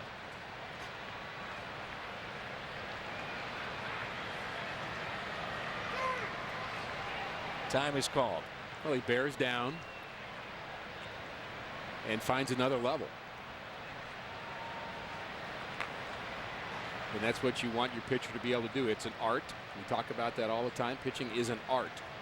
It's not something you can just throw into a computer and do it functionally. There are things that you see on the mound that you have to react to. 1 out and a runner at first. You wouldn't want to have a conversation with Monet or Picasso or Renoir and say, here's a paint by number. Go ahead and use blue over there and use red over here. They're artists. You let them take the canvas and create, Dan. And that's what Adam Wainwright. That's a little much. And good pitchers That do. was a little much on your part. A little too much art for you? Here's a fly ball. Left field. Playable, looks like, and it is. Holliday makes the catch. Boy, in these newer ballparks, there is no room whatsoever down the line. You've got about 1 step, and you're going to hit the wall. It was kind of in Bartman territory, wasn't it? It was. By the way, I was looking at Atlanta. One of the reasons that they've gotten back in the race, they are 20 games above 500 at home. 30-10. You want to look at one of the reasons why Houston is as out of it as they are right now. They're 13.5 out going into action today, just 3-12 in interleague play. American League was rough on the Astros. Angel Sanchez. 1 for 2. He's grounded out to second. And also single. They had the Yankees, Texas. That's not fair. And Kansas City. And then Texas again on their interleague schedule. Sanchez pops it up.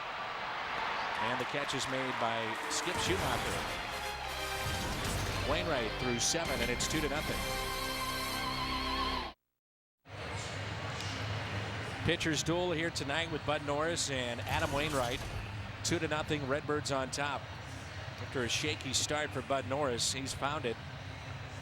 And a look at our Verizon Wireless game summary. 2-0. in favor of St. Louis. Pujols 1 for 3 with an RBI double. Wainwright the 7 innings. Norris 7 innings. Albert had the offense early on, the double in the first inning, and Tyler Green got things started in the second inning with a leadoff double, and those have been the big hits from the Cardinals side, but the bats have really been silent since that second inning. And this will probably be the last inning of work for Bud Norris. He's approaching 100 pitches. Also, he is due up first, looking ahead to the bottom half of this 8th inning. Number 9 hitter tonight, Skip Schumacher. As Ricky told you, a 2-out base hit, RBI in the second. He's also grounded out to third. Chops one slowly to first. Berkman steps on the bag for the out. Back to the top of the lineup, Felipe Lopez and then Colby Rasmus. A chance to work with the crew here in Houston, always a joy for us.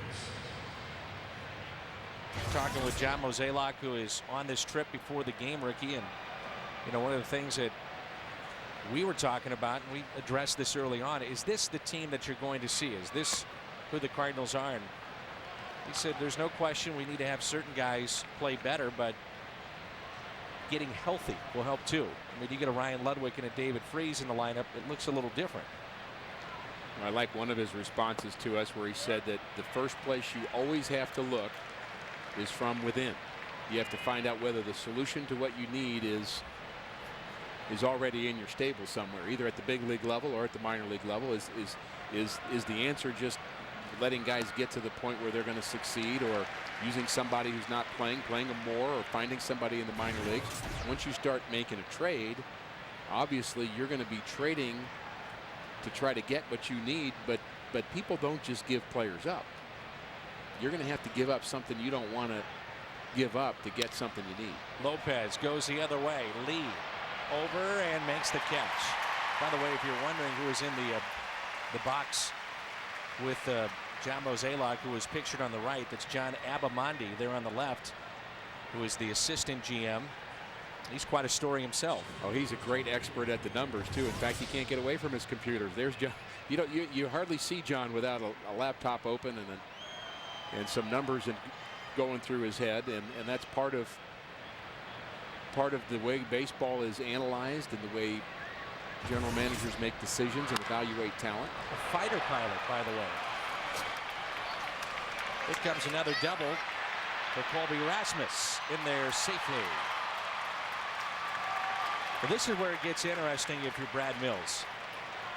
And we've talked about it a number of times before. You've got first base open. Do you want to pitch to Pujols here, or do you say, you know what, we're not going to let Pujols beat us. We'll take our chances with Matt Holliday. I think you've got to pitch to Pujols in this situation. Here's the swing of Colby Rasmus. Center cut fastball and our Hardy's prime cut of the game. Second double of the day for Colby Rasmus. I think they have made the decision not to pitch to Albert Pujols. And no offense to Albert Pujols, but I'm all right with this. By the way, Reds have given up 6 runs in the 9th, and that ball game is now 7-7. That sounds a little familiar.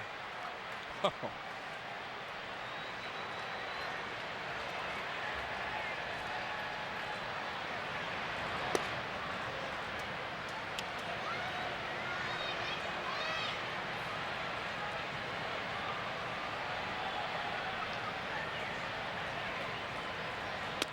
So a walk to Pujols.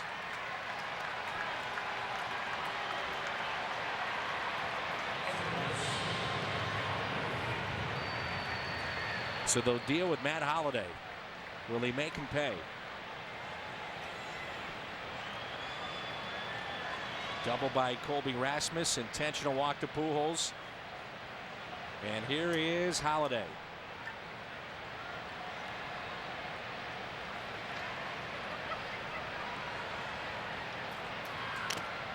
Good rip. Holliday tonight. Fly to right. Is grounded to second and a single. Eerily familiar. They haven't added it, but it's now tied 7-7. 2 home runs in that inning. Dobbs and Ransom.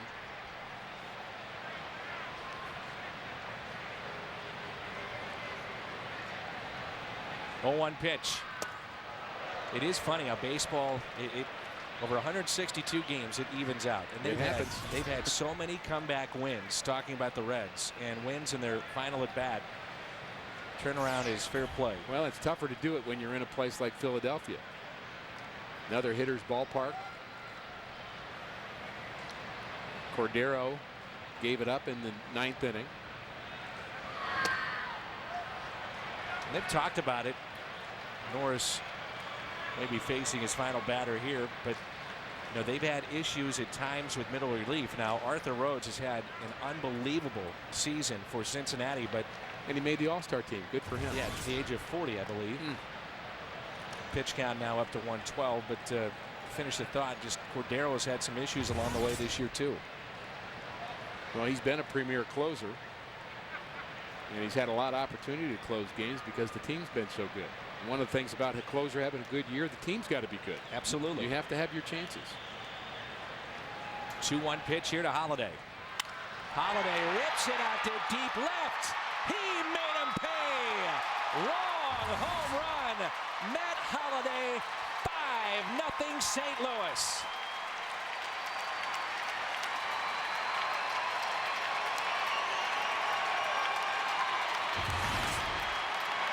Goodness. I think Brad Mills may want to rethink that decision now of walking Albert Pujols to pitch to the red-hot Matt Holliday, who has shown tremendous power the last couple of weeks. And that was a bomb.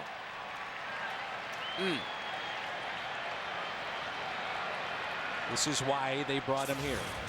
And the home run derby has started a little early for Matt Holliday.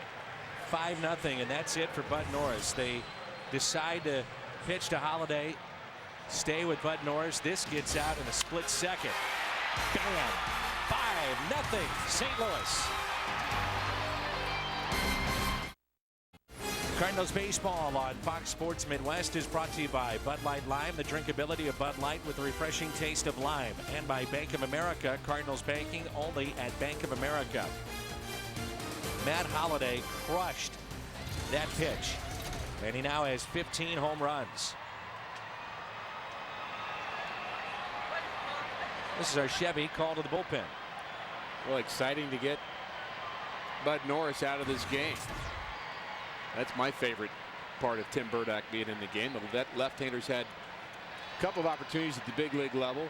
Wesley Wright was the other guy that they were really counting on, but he has not really been able to stay at the big league level, and Burdock gets most of the action. There's actually one other left-hander in the bullpen now, but he's the guy that gets the most action, Matt Holliday. He hits the ball so hard. That's 15 home runs, RBIs 45, 46, and 47. Everybody kept saying it's just a matter of time. Right. His track record is there. And sure enough, he made him pay. And I believe the same thing about Albert Pujols. It's just a matter of time before he starts making the National League pay for a bit of an off first half for him. The 0-2 to John Jay.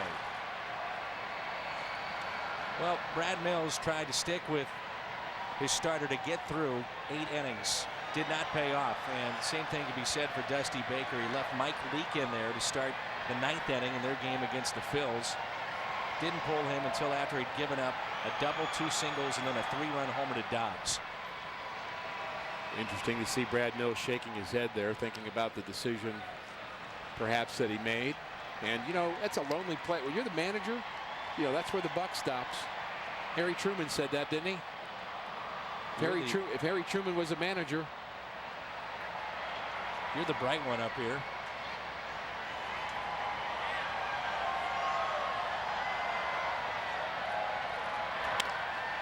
John Jay hits it the other way. Lee won't get it. It's a fair ball.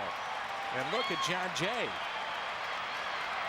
with his second base hit. Harry Truman also said it's great to be able to use all parts of the field for a young hitter. Oh, I'm sure he did.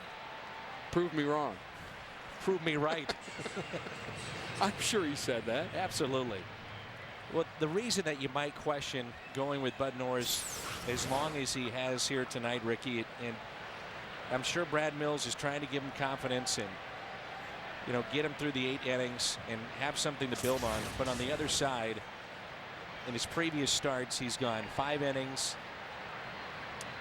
4 1/3, 4 2/3, 4, 3 straight with 5. Now his previous start he went 7, but you know, you look at how deep he's gone into games, it hasn't been very deep at all. And beyond that, in the month of May, he spent almost the whole month of May and the month of June, more June than May, on the disabled list. So he certainly hadn't been stretched out in the last couple of starts.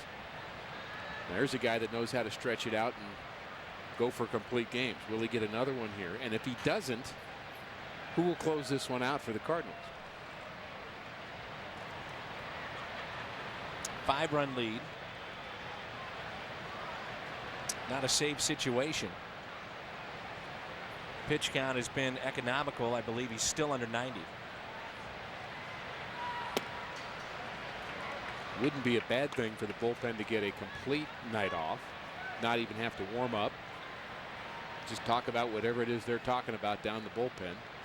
Probably about how good a pitcher Adam Wainwright is. We've mentioned it though a number of times, and it is over 90. It's at 93. Wainwright is so efficient at getting warmed up, and that's a walk.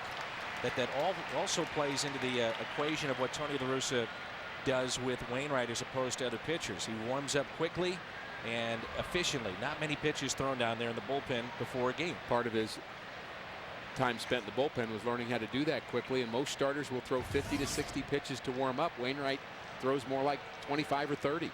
So maybe that's an extra inning or 2. That's it for Burdack, and Wainwright and the Cardinals up by 5.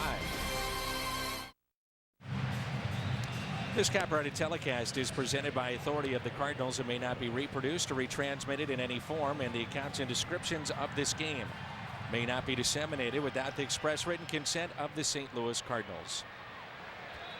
Back to the bullpen they go, and again it's our Chevy called to the pen. Sampson is a right-hander, Chris Sampson, who's spent some time as a starter and some as a reliever, and exclusively out of the bullpen this year. ERA in the mid-5s. He has been pretty active. Game number 29 for him, but I would say he is your garden variety right-hander. Yadier Molina. Molina needs something positive. He is just in a brutal funk right now. 0 for 3 tonight. Average has dipped to 223. As you mentioned earlier, Rick, this is a guy that with 2 outs, runners in scoring position, you wanted him up.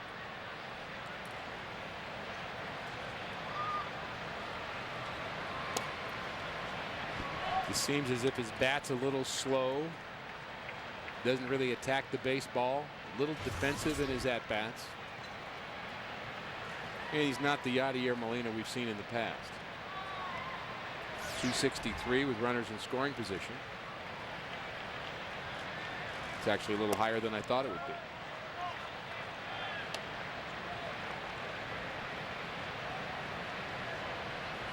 Ryan Howard, a 2-run homer in the 10th to win it for Philly.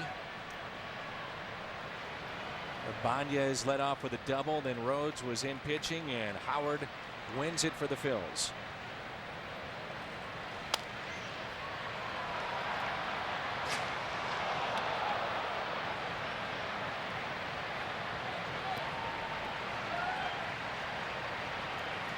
So the all-star Arthur Rhodes. That's right. Had a bad finish. You know, one of the guys that helps out Molina an awful lot is watching him right now. It's like having another hitting coach as a teammate.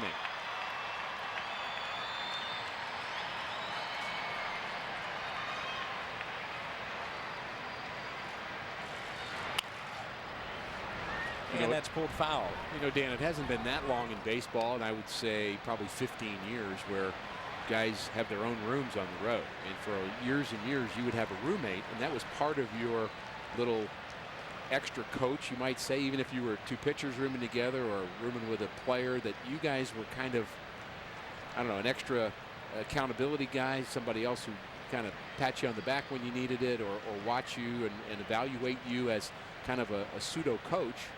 And that was kind of an important relationship, different than the other guys on the team. Somebody that would really kind of track what you were doing and support you. So that all changed with the collective bargaining agreement? In the early 90s, that changed. There was only a few teams. The Dodgers were one of them where you'd have your own room even in the 80s. But the collective bargaining agreement, they said every player gets his own room. Molina out to left. Lee is back and makes the catch. Matt Holliday, a 3-run homer after they intentionally walked Pujols. It adds up to a 5-run lead. 5-8-0 for St. Louis, 0-5-0 for Houston, bottom of the 8th. Boy, Cardinals earlier this week, I should say, down by, or up by, what was it? A 6? lot. Whatever it was, game up 9 runs. Up by 7. It was 9-2 at 9-2. And tonight the Phillies leading by 6 in the 9th, and they lose it 9-7. Matt Holliday's made it 5-0. Those are killers. The Cardinals, if they're able to win this game, would get back to just 2 games behind the Cincinnati Reds, who've had a great first half of the season. The Reds have done a lot of things right. Their young pitching has been a big plus to them. Joey Votto's been incredibly good. Now that's a team that, you know, I think they're pretty deep too. They've got some players they don't even play every day. Izzy would be one, and you know, Stubbs is another one that, you know, I think that's a team that even can overcome some injuries, which I think will be important as they get into the second half. And that's something the Cardinals are going to have to figure out. How are they going to handle their injuries? Are they going to have somebody step in and keep the ball going? 1 ball, 1 strike. Jason Bourgeois, 5-0 St. Louis. Up the middle, base hit. Pitch was up and hammered for a single into center field.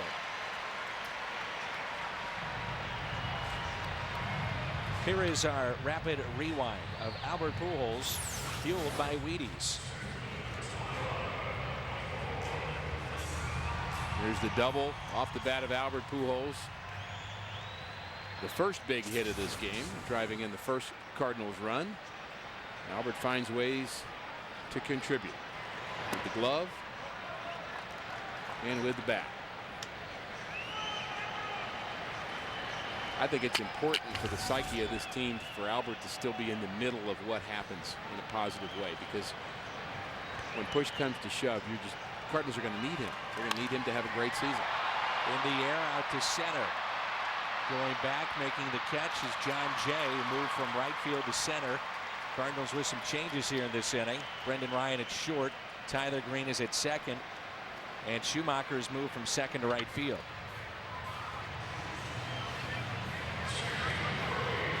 Well, you were talking earlier, by the way, about trying to find spots to give Brendan some confidence. And here's one of them. And Tony La Russa going with what he thinks is his best defense right now, because that's important. You've got a lead. Now you want guys to catch the ball. And that's part of what unraveled in Colorado was defensive problems. Not so much, I mean, the pitching was not good, the relief pitching. Nobody's going to say that. But the defense sure didn't help them. Now you've got Ryan, a plus fielder at short. You move John Jay to center field. And you have Schumacher, who's a pretty steady outfielder. And he's now in right.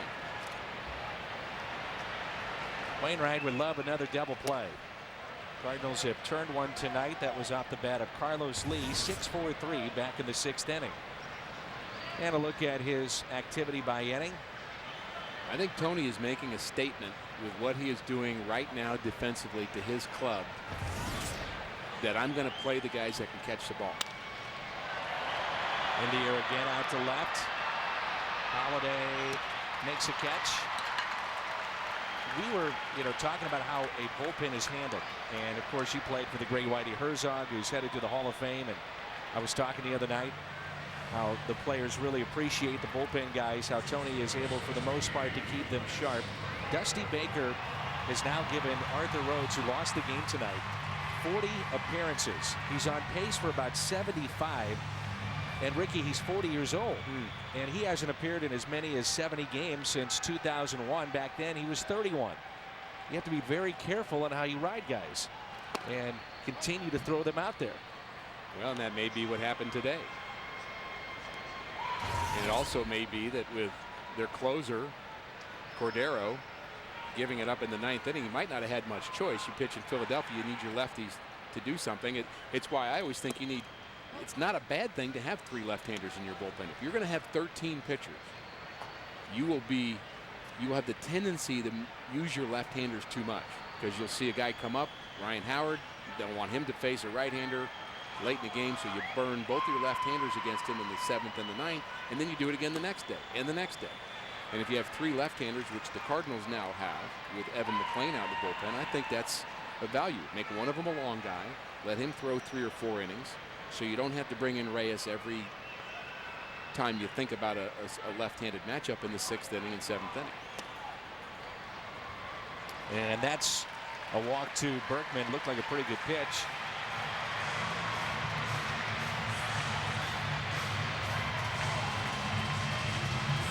And out to visit, it's Dave Duncan. Runners at first and second. And the batter is Carlos Lee. One swing of the bat, and Houston's right back in this game. Yeah, nobody's counting this game yet. Wainwright trying to become that 13-game winner that we talked about, and now Kyle McClellan starts to stretch in the Cardinal bullpen. Hasn't thrown a pitch yet. Now he has. But he's not getting ready in a hurry here. They're going to let Wainwright pitch to a couple of more hitters here. Lee and then Pence. Carlos Lee at 240.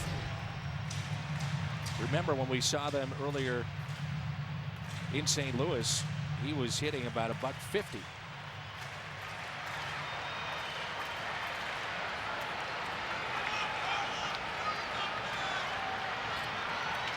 So 2 outs and 2 on. And here's where outside. Here's where he has to dip into that bulldog spirit that he has. Wainwright, a couple runners on base. He knows he's tiring. You have to fight the fatigue. Make sure you stay within your normal pitching motion.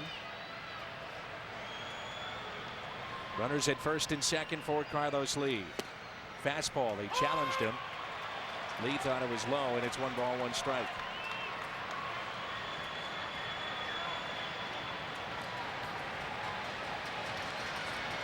Lee tonight is 0 for 2 with a walk.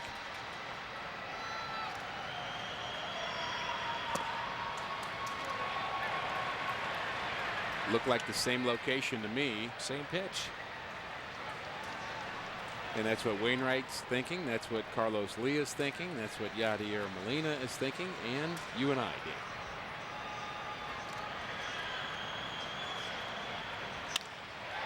Breaking ball. Out to center. John Jay is there. We're through 8. 5-0 St. Louis.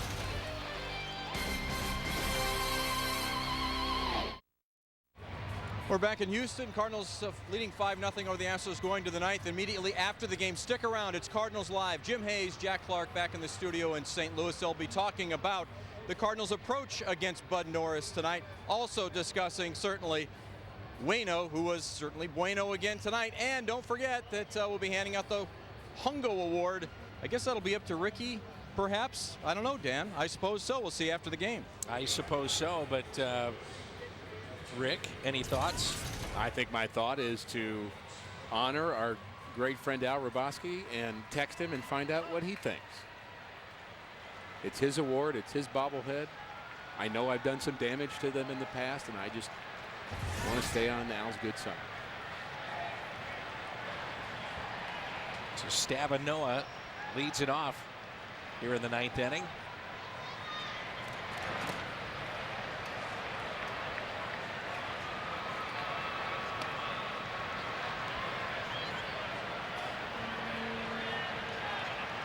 Scott Rowland, by the way, did not play tonight. Late scratch. He was out with a stiff back for Cincinnati. And, you know, maybe something else to think about. The Reds back on May 20th lost 10-9 at Atlanta in a game they were up 9-3. They gave up 7 in the bottom of the ninth on that particular night. And to their credit, they did bounce back from that. Stavanoa, Houston native, lines out to center. Stavanoa played football at the University of Houston and then finished up his college career by playing baseball at LSU. And he's been a great pinch hitter this year for Tony La Russa. One thing that the Astros are really bad at, Dan, they are just 15. Well, they're batting less than 200. Let's put it that way. Their pinch hits 23 for 122. Their batting average about 190 or so as a team, and they just do not have the firepower off the bench. But Stavanoa has done it not just average-wise, but also power-wise. And the lefty deals a strike to Skip Schumacher that is then called a ball. So I'm umpiring up here. Well, we've counted about 17 pitches throughout the course of the game, about 200 pitches thrown. So that is about 8 or 9% of the pitches thrown have been unscientifically shown to be incorrect calls by the umpire, and I think that's a little high. I think if you miss 10 pitches a game, that's expected. What do you think of this delivery? Bizarre. As Schumacher hits it to short, long throw to first, and Skip diving in. He's safe. That's how you get on television.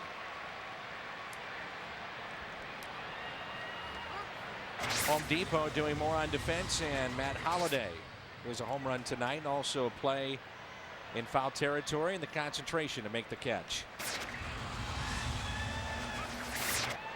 Well, now he's got to work from the stretch, so if he would do that delivery a little like bit this, of a little bizarre delivery. We'll see what he does out of the stretch. Felipe Lopez batting from the right side.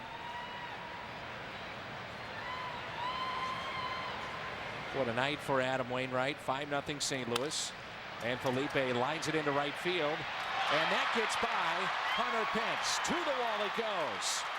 Schumacher being waved in. He will score on a misplay in right by Hunter Pence. Almost looked like he was waiting to try to slide and make the great catch. Well, he probably makes the wrong decision here. He's not close enough to the ball to be able to knock it down. He thought he would be. So instead of backing up, retreating, and keeping Schumacher at third, he lets the ball get past him all the way to the wall. No problem for Schumacher to score. And I think they'll probably rule that a double. At least was trying to help out his pitcher. I give him credit for that. Hunter Pence does not play the game in a normal way. You look at him and you'd say, boy, that guy's not very athletic, but he does some great things for the Astros and just does it in an unconventional way. Maybe wondering why you see John Jay there was moved to center field. Sore right hamstring for Colby Rasmus. That's why we saw the shift in defense.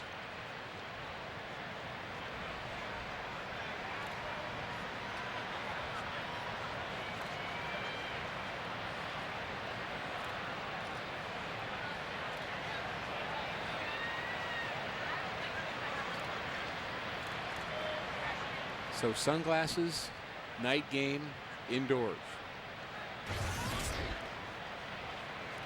Well, I've seen the sunglasses on Tony at night for a number of years. But not on the mound. No.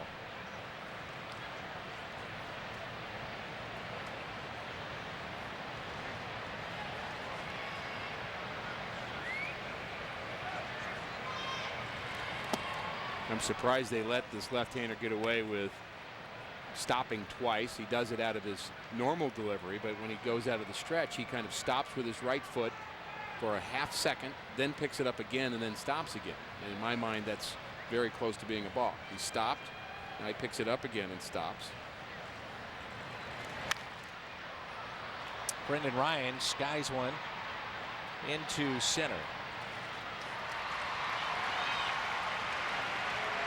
2 outs. First base open again, but now a 6-run lead. Yeah, I wouldn't suspect that they would walk Albert Pujols here, although I didn't think Brad Mills would do it earlier either. Ricky, you're going to have to convince me why it isn't a balk. Is it because he does it every time? I can't convince you why it's not a balk. I think it, by the letter of the law, it is a balk. Absolutely. There are some pitchers who will do kind of a rolling half stop and then pick up their foot and stop again. But he really comes to a stop, then picks his foot up again and stops again, and you can't do that. And the reason is, once you stop the first time, your next move is considered coming to the plate.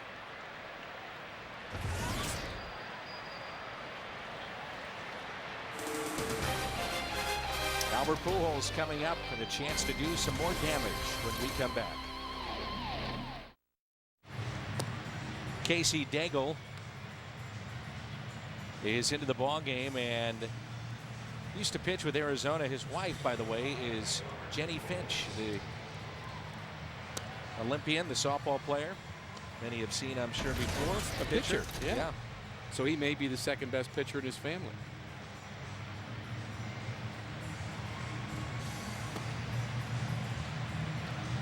You would really hope that when you get married, as a big leaguer, that you throw faster than your wife. You would hope.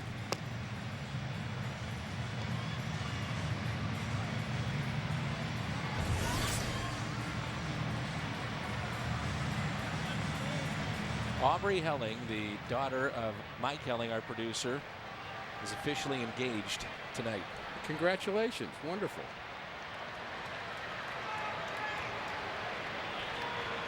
Congratulations to Mike and Aubrey and the entire Helling family.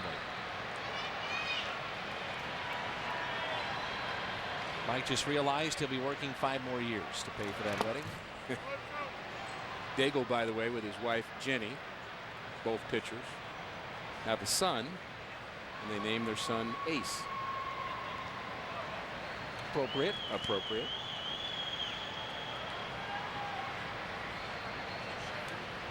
Two outs, and here's Pujols. 6-0 Cardinals.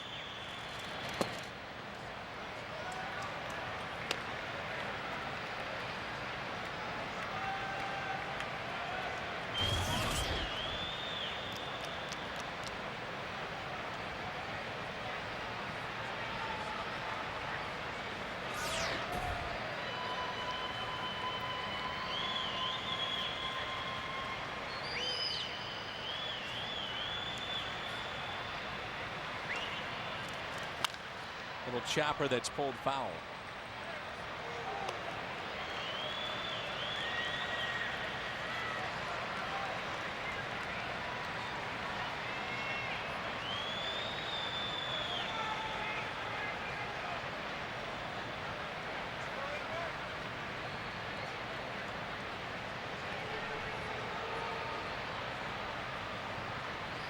Two-one pitch to Pujols.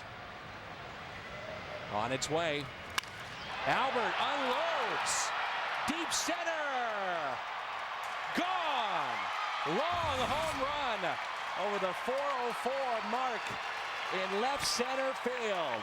Pujols. A 2-run shot. Goodness gracious. And that home run, number 21 off his bat. Should have walked it. Wow.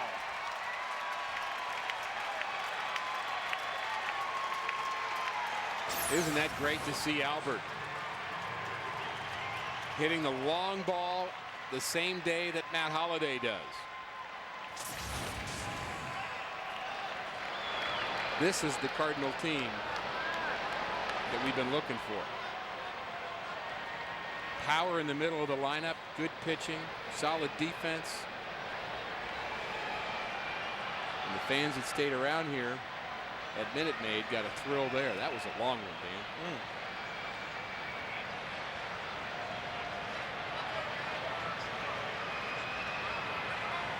Fan threw that ball back on the field. Pujols is now closing in on 400 home runs for his career.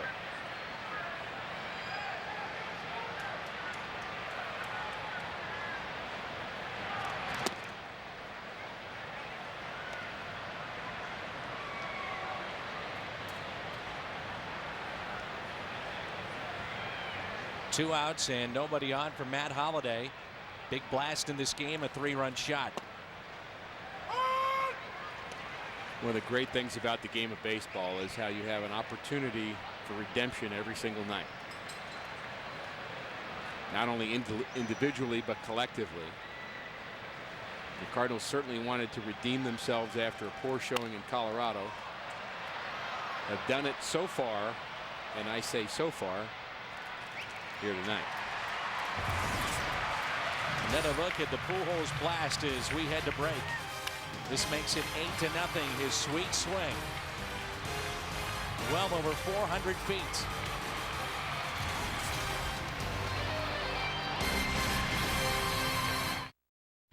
8-11-0 for St. Louis. 0-6-0 for Houston. Bottom of the ninth. 2-run homer by Pujols. We've seen a 3-run shot by Holiday, but pitching and defense, that's what wins games. And Wainwright again, our Budweiser player of the game. And he should be. An outstanding performance by Wainwright. His earned run average goes down to 2.11 after 8 scoreless innings. Not a lot of strikeouts here tonight, but he was in command throughout this game. And the pitching of Wainwright, the defense behind him, and the timely hitting, especially late in this game, and the power from Pujols and Holiday have been the difference. So that's it for Adam Wainwright, and now the ninth inning belongs to Cal McClellan. Obviously not a save situation. ERA of 2.27. He was saying the other day he'd like to get more work, and he'll get a chance here.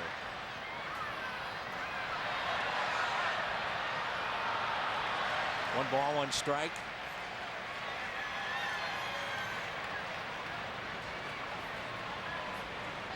Wainwright has hopped over a couple of pitchers in the National League ERA race. Not that it's a race yet. It's only July. But Josh Johnson leads the league, 1.7. And Wainwright is now second in the league, just ahead of Jaime Garcia, who is just ahead of Ubaldo Jimenez. You know, the only other time that Pujols and Holiday have homered in the same game, April 11th against Milwaukee. First week of the season.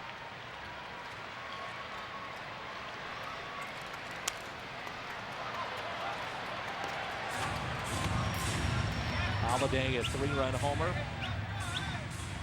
He now has 15 and Pujols with 21. 3 RBIs for Pujols, 3 for Holiday tonight. And that may be as important as the power question. Are those guys driving in runs? If they're driving in a lot of runs, it means they're not hitting solo home runs. It means they're getting multiple hits in games. It means in some ways Albert's being driven in by Holiday, which is also a good thing. And it means the guys are getting on base in front of him. In this case, Rasmus contributed a couple of doubles. Felipe Lopez a double in the ninth. That's the only way you get RBIs for the middle of your lineup, is get on in front of him. 6 runs the last 2 innings and a strikeout of Hunter Pence. Do you think a reason that McClellan began this inning and will finish it off is because you've got Pence, who is susceptible to breaking balls, and McClellan is very good at that, and the other reason that he needed a little work? I think he needs a little work for sure. Wainwright clearly was done, and McClellan really kind of a little more unscathed than some of the other relievers in what we saw in Colorado. He was pretty sharp his last outing.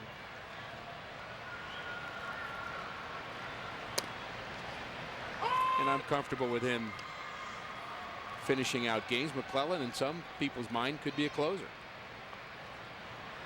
It was 108 pitches tonight for Adam Wainwright. 1 out, 0-1 pitch, 1 ball, 1 strike. I still believe at some point he will find himself in the starting rotation. I don't think there's any doubt. I think his stuff is more suited for that. In the air, popped up. Left side. Brendan Ryan, 2 outs. Mr. Relaxed in left field. I just like the way Holiday plays this game. He just doesn't seem to get upset about too much stuff. He doesn't look bored, but he looks very nonchalant about everything that he does. Doesn't show a lot of emotion. Eating seeds, playing left, being a big leaguer. Says he doesn't listen to talk radio, doesn't read the newspaper. There's some seeds. very nonchalantly just firing them in there. 2 outs in the 9th. I'd rather see him play loose than tight, though. Anybody would. It's the only way to play the game of baseball. And you're right, he is very relaxed, but I don't think that people look at that and go, well, that's a lack of intensity. No. This guy puts up numbers. 0-2 pitch.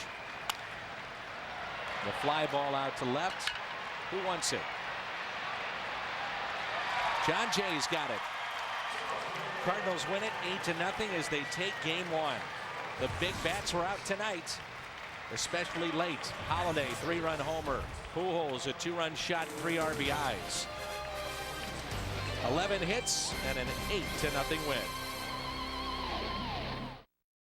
How about that? The Cardinals get back on track with an 8-0 win in Houston tonight, but Jack and I are here to break this one down. And Jack, Adam Wainwright was brilliant, and the Cardinals made Bud Norris look like Bud Norris.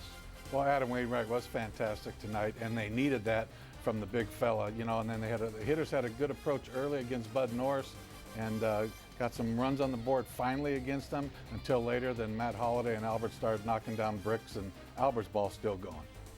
More from Jack coming up. Plus, for the second straight day, it's a matchup of 2 of baseball's best. Could Wainwright and the Cards finally get the best of Big Bad Brad Norris, Bud Norris, Chuck Norris? I don't know. Plus, with Waino and Carp headed west for the All-Star game, we'll look at just how dominant these two have been over the last 365 days. And it's back to the juice box for player reaction and Tony La Russa's thoughts. Plus, who's taking home the hungo? Happy birthday to Tom Hanks and anniversary of the 2002 All-Star game. There's no tying in baseball. Welcome to Cardinals Live. 2-1 pitch here to Holiday. Holiday rips it out to deep left. He made him pay. Long home run. Matt Holiday, 5-0 St. Louis. Holiday, a 3-run shot in the 8th. The formerly untouchable Bud Norris looking like, I guess, Bud Bundy tonight. Cards win this one 8-0. Hello, everybody, and welcome inside our Fox Sports Midwest studios in St. Louis for the post-game edition of Cardinals Live alongside former Cardinal slugger Jack Clark. I'm Jim Hayes. Coming up, we'll break down tonight's pitching matchup. We'll go back to Houston. We'll get player reaction, and we'll hear from Tony La Russa as well. Jack, a quick thought on a well-pitched game by Wainwright. And again, Bud Norris is human. The Cardinals made him look like every other team makes him look like a normal pitcher. Well, they came in here and swept them before. You know, when Houston came in here, they swept the Cardinals. So it's payback time. It's big-time payback time. So, you know, they had their ace on the hill, got his 13th win tonight, and is going to the All-Star game and leading them into the second half in the right frame of mind after, you know, what happened in Colorado. So that's a thing of the past, and now it's time to move on. They started it tonight. So really tonight you could say is the first start of the new season for them tonight. They see what they can do these next couple games, but it was really nice to see Holiday and Pujols do what they can do together in a game and slug a little bit and put some dents out there in the walls. You're right, shaking off the memories from Colorado. That was huge tonight. We'll have more from Jack in just a minute, but for now, let's get back to Minute Maid Park. Pat Paris standing by with our Mid-America Chevy Dealers Player of the Game, Matt Holliday. Pat? All right, Jim, thank you very much. I'm with Matt Holliday, and Matt, 4 home runs in 4 games on this road trip, but probably a pretty big one tonight. Finally got Bud Norris out of there. Yeah, we were able to get him out of there. You know, he's pitched so well against us, and to finally get a win against him, and you know, it feels good. It feels good.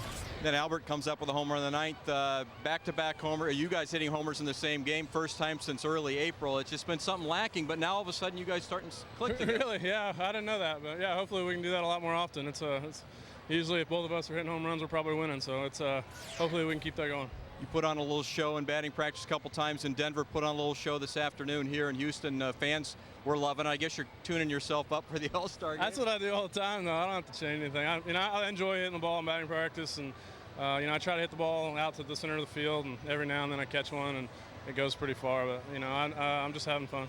Tell me how much fun it is to play behind Adam Wainwright when he's Adam's been unbelievable. You know, I mean, you know, Baldo Jimenez has had a great first half, but I think Adam Wainwright's been just as good, if not better. And it'll be fun to watch how the rest of the season shakes out. Finally, it'll be fun to go with him, with Carp, with Albert, with Yachty to the All-Star game. Yeah, I'm looking forward to it. We got 2 more games. Hopefully, we can get a couple more wins and then go enjoy 3 days and then come back and get after it. Enjoy this one. Thanks. Thanks. Matt Holliday. Jim, back to you.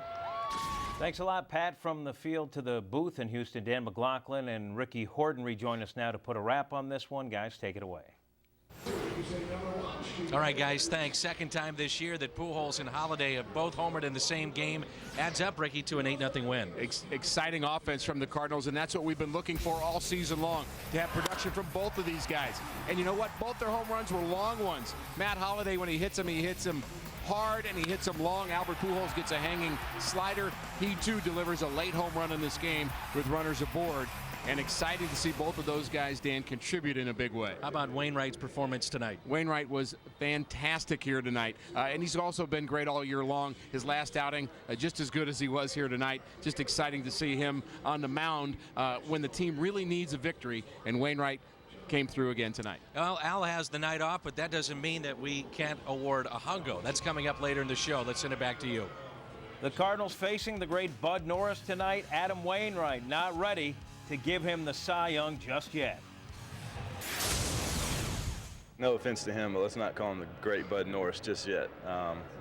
He's had a lot of success against us in 2 years, so we definitely have our hands full because he's tough against us every time. But I think we're a better team than their team. I think it'll be a good pitcher's duel, and I'll try to outlast him. Norris great against the Cards anyway, but they jump on him early. Albert Pujols in the first drills one into the gap in right center. Colby Rasmus comes in to score on the double. Pujols' 62nd RBI of the first half. 1-zip Cards. Skip Schumacher, the next batter, with a runner at third in the second inning, and he also goes the other way off Bud. This a single. Tyler Green comes around to score, make it 2-0. The 2 runs more than the Cards had in their first 26 innings against Norris. Norris would settle down after that. He gets Colby Rasmus swinging in the third. Then in the fourth, he paints the outside corner to get Tyler Green. Norris retired 13 straight at one point. Wainwright pitching well from the start. Lance Berkman goes down on strikes in the fourth. And with 2 on later in the frame, Waino gets Chris Johnson swinging. 2-zip Cardinals after 4. Same score in the 7th. The Astros get the leadoff man on. Waino bears down. He sets the Stros down in order after that. Wainwright holding opponents to a 175 batting average with runners on the season. With runners on in the season, Astros just 1 for 12 tonight. Top 8, Cardinals really get to Norris. On his 113th pitch, Matt Holliday crushes one. 15th of the year, it's 5-0. Top 9. 1 aboard for Albert, and he takes Casey Daigle for a long ride. That's a 2-run shot, 415 feet, his 23rd homer at Minute Maid Park, 21st on the season. That's 1 off the NL lead, and the Cards win this one 8-0. I know Colby Rasmus did come out of the game with a sore hammy, as we see Pujols scoring the final run.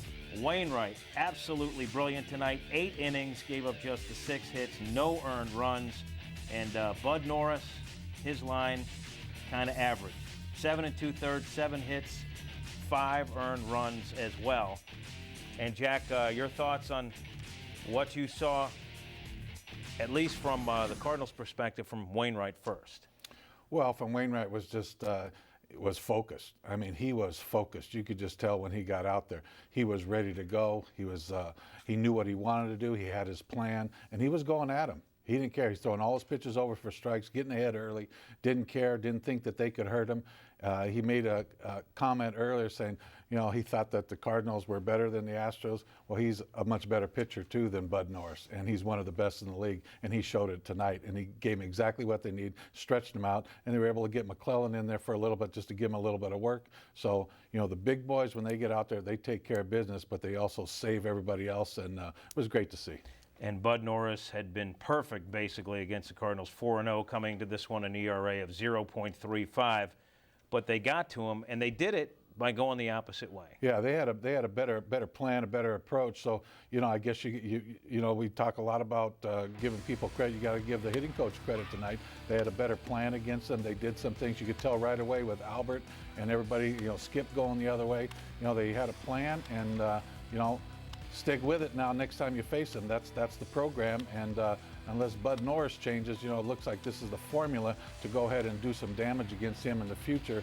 And you know, he was 4-0, and now he's 4-1, and now the trick is to get him, you know, under 500 against them as they go into the future anytime against them. So, you know, it's always good when you plan something and you stick to it and it works out until you can get to the big guys and wear them down a little bit. Lee went over the middle of the plate, and Holiday and Albert took care of business from there.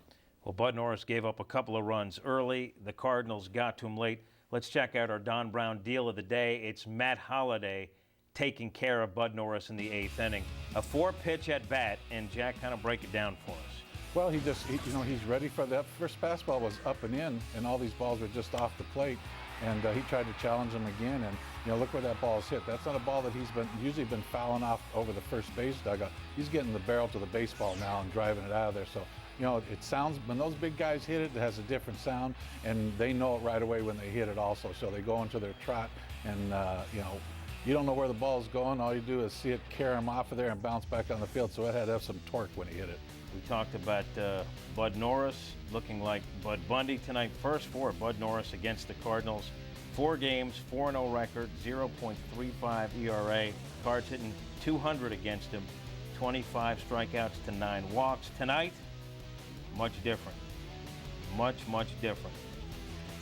And let's just talk about the way. Didn't pitch bad again, you know, for him. Didn't pitch bad, but it was good to get some runs for Wainwright early against him and set the tone a little bit against Bud Norris. You know, I mean, he's not a stud out there that nobody else has been getting to. This is the St. Louis Cardinals. You know, you got to rise to the occasion. They did tonight and let him know they're going to keep coming at him. He might have a little run, which he did. He settled down, went through 13 in a row, but, you know, they pretty much were ready to pound on him if they gave him opportunity. A little more patience, I thought. Yeah, from the Cardinals tonight. They made Norris work. I mean, even though he settled down in the middle innings, he was working.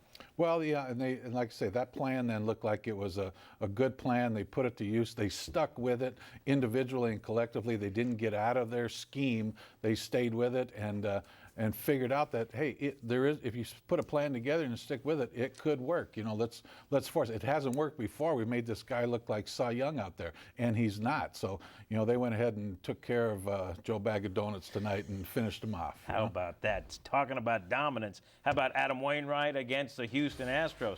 He's now 9-1 against the Astros. We'll look at Waino's night next.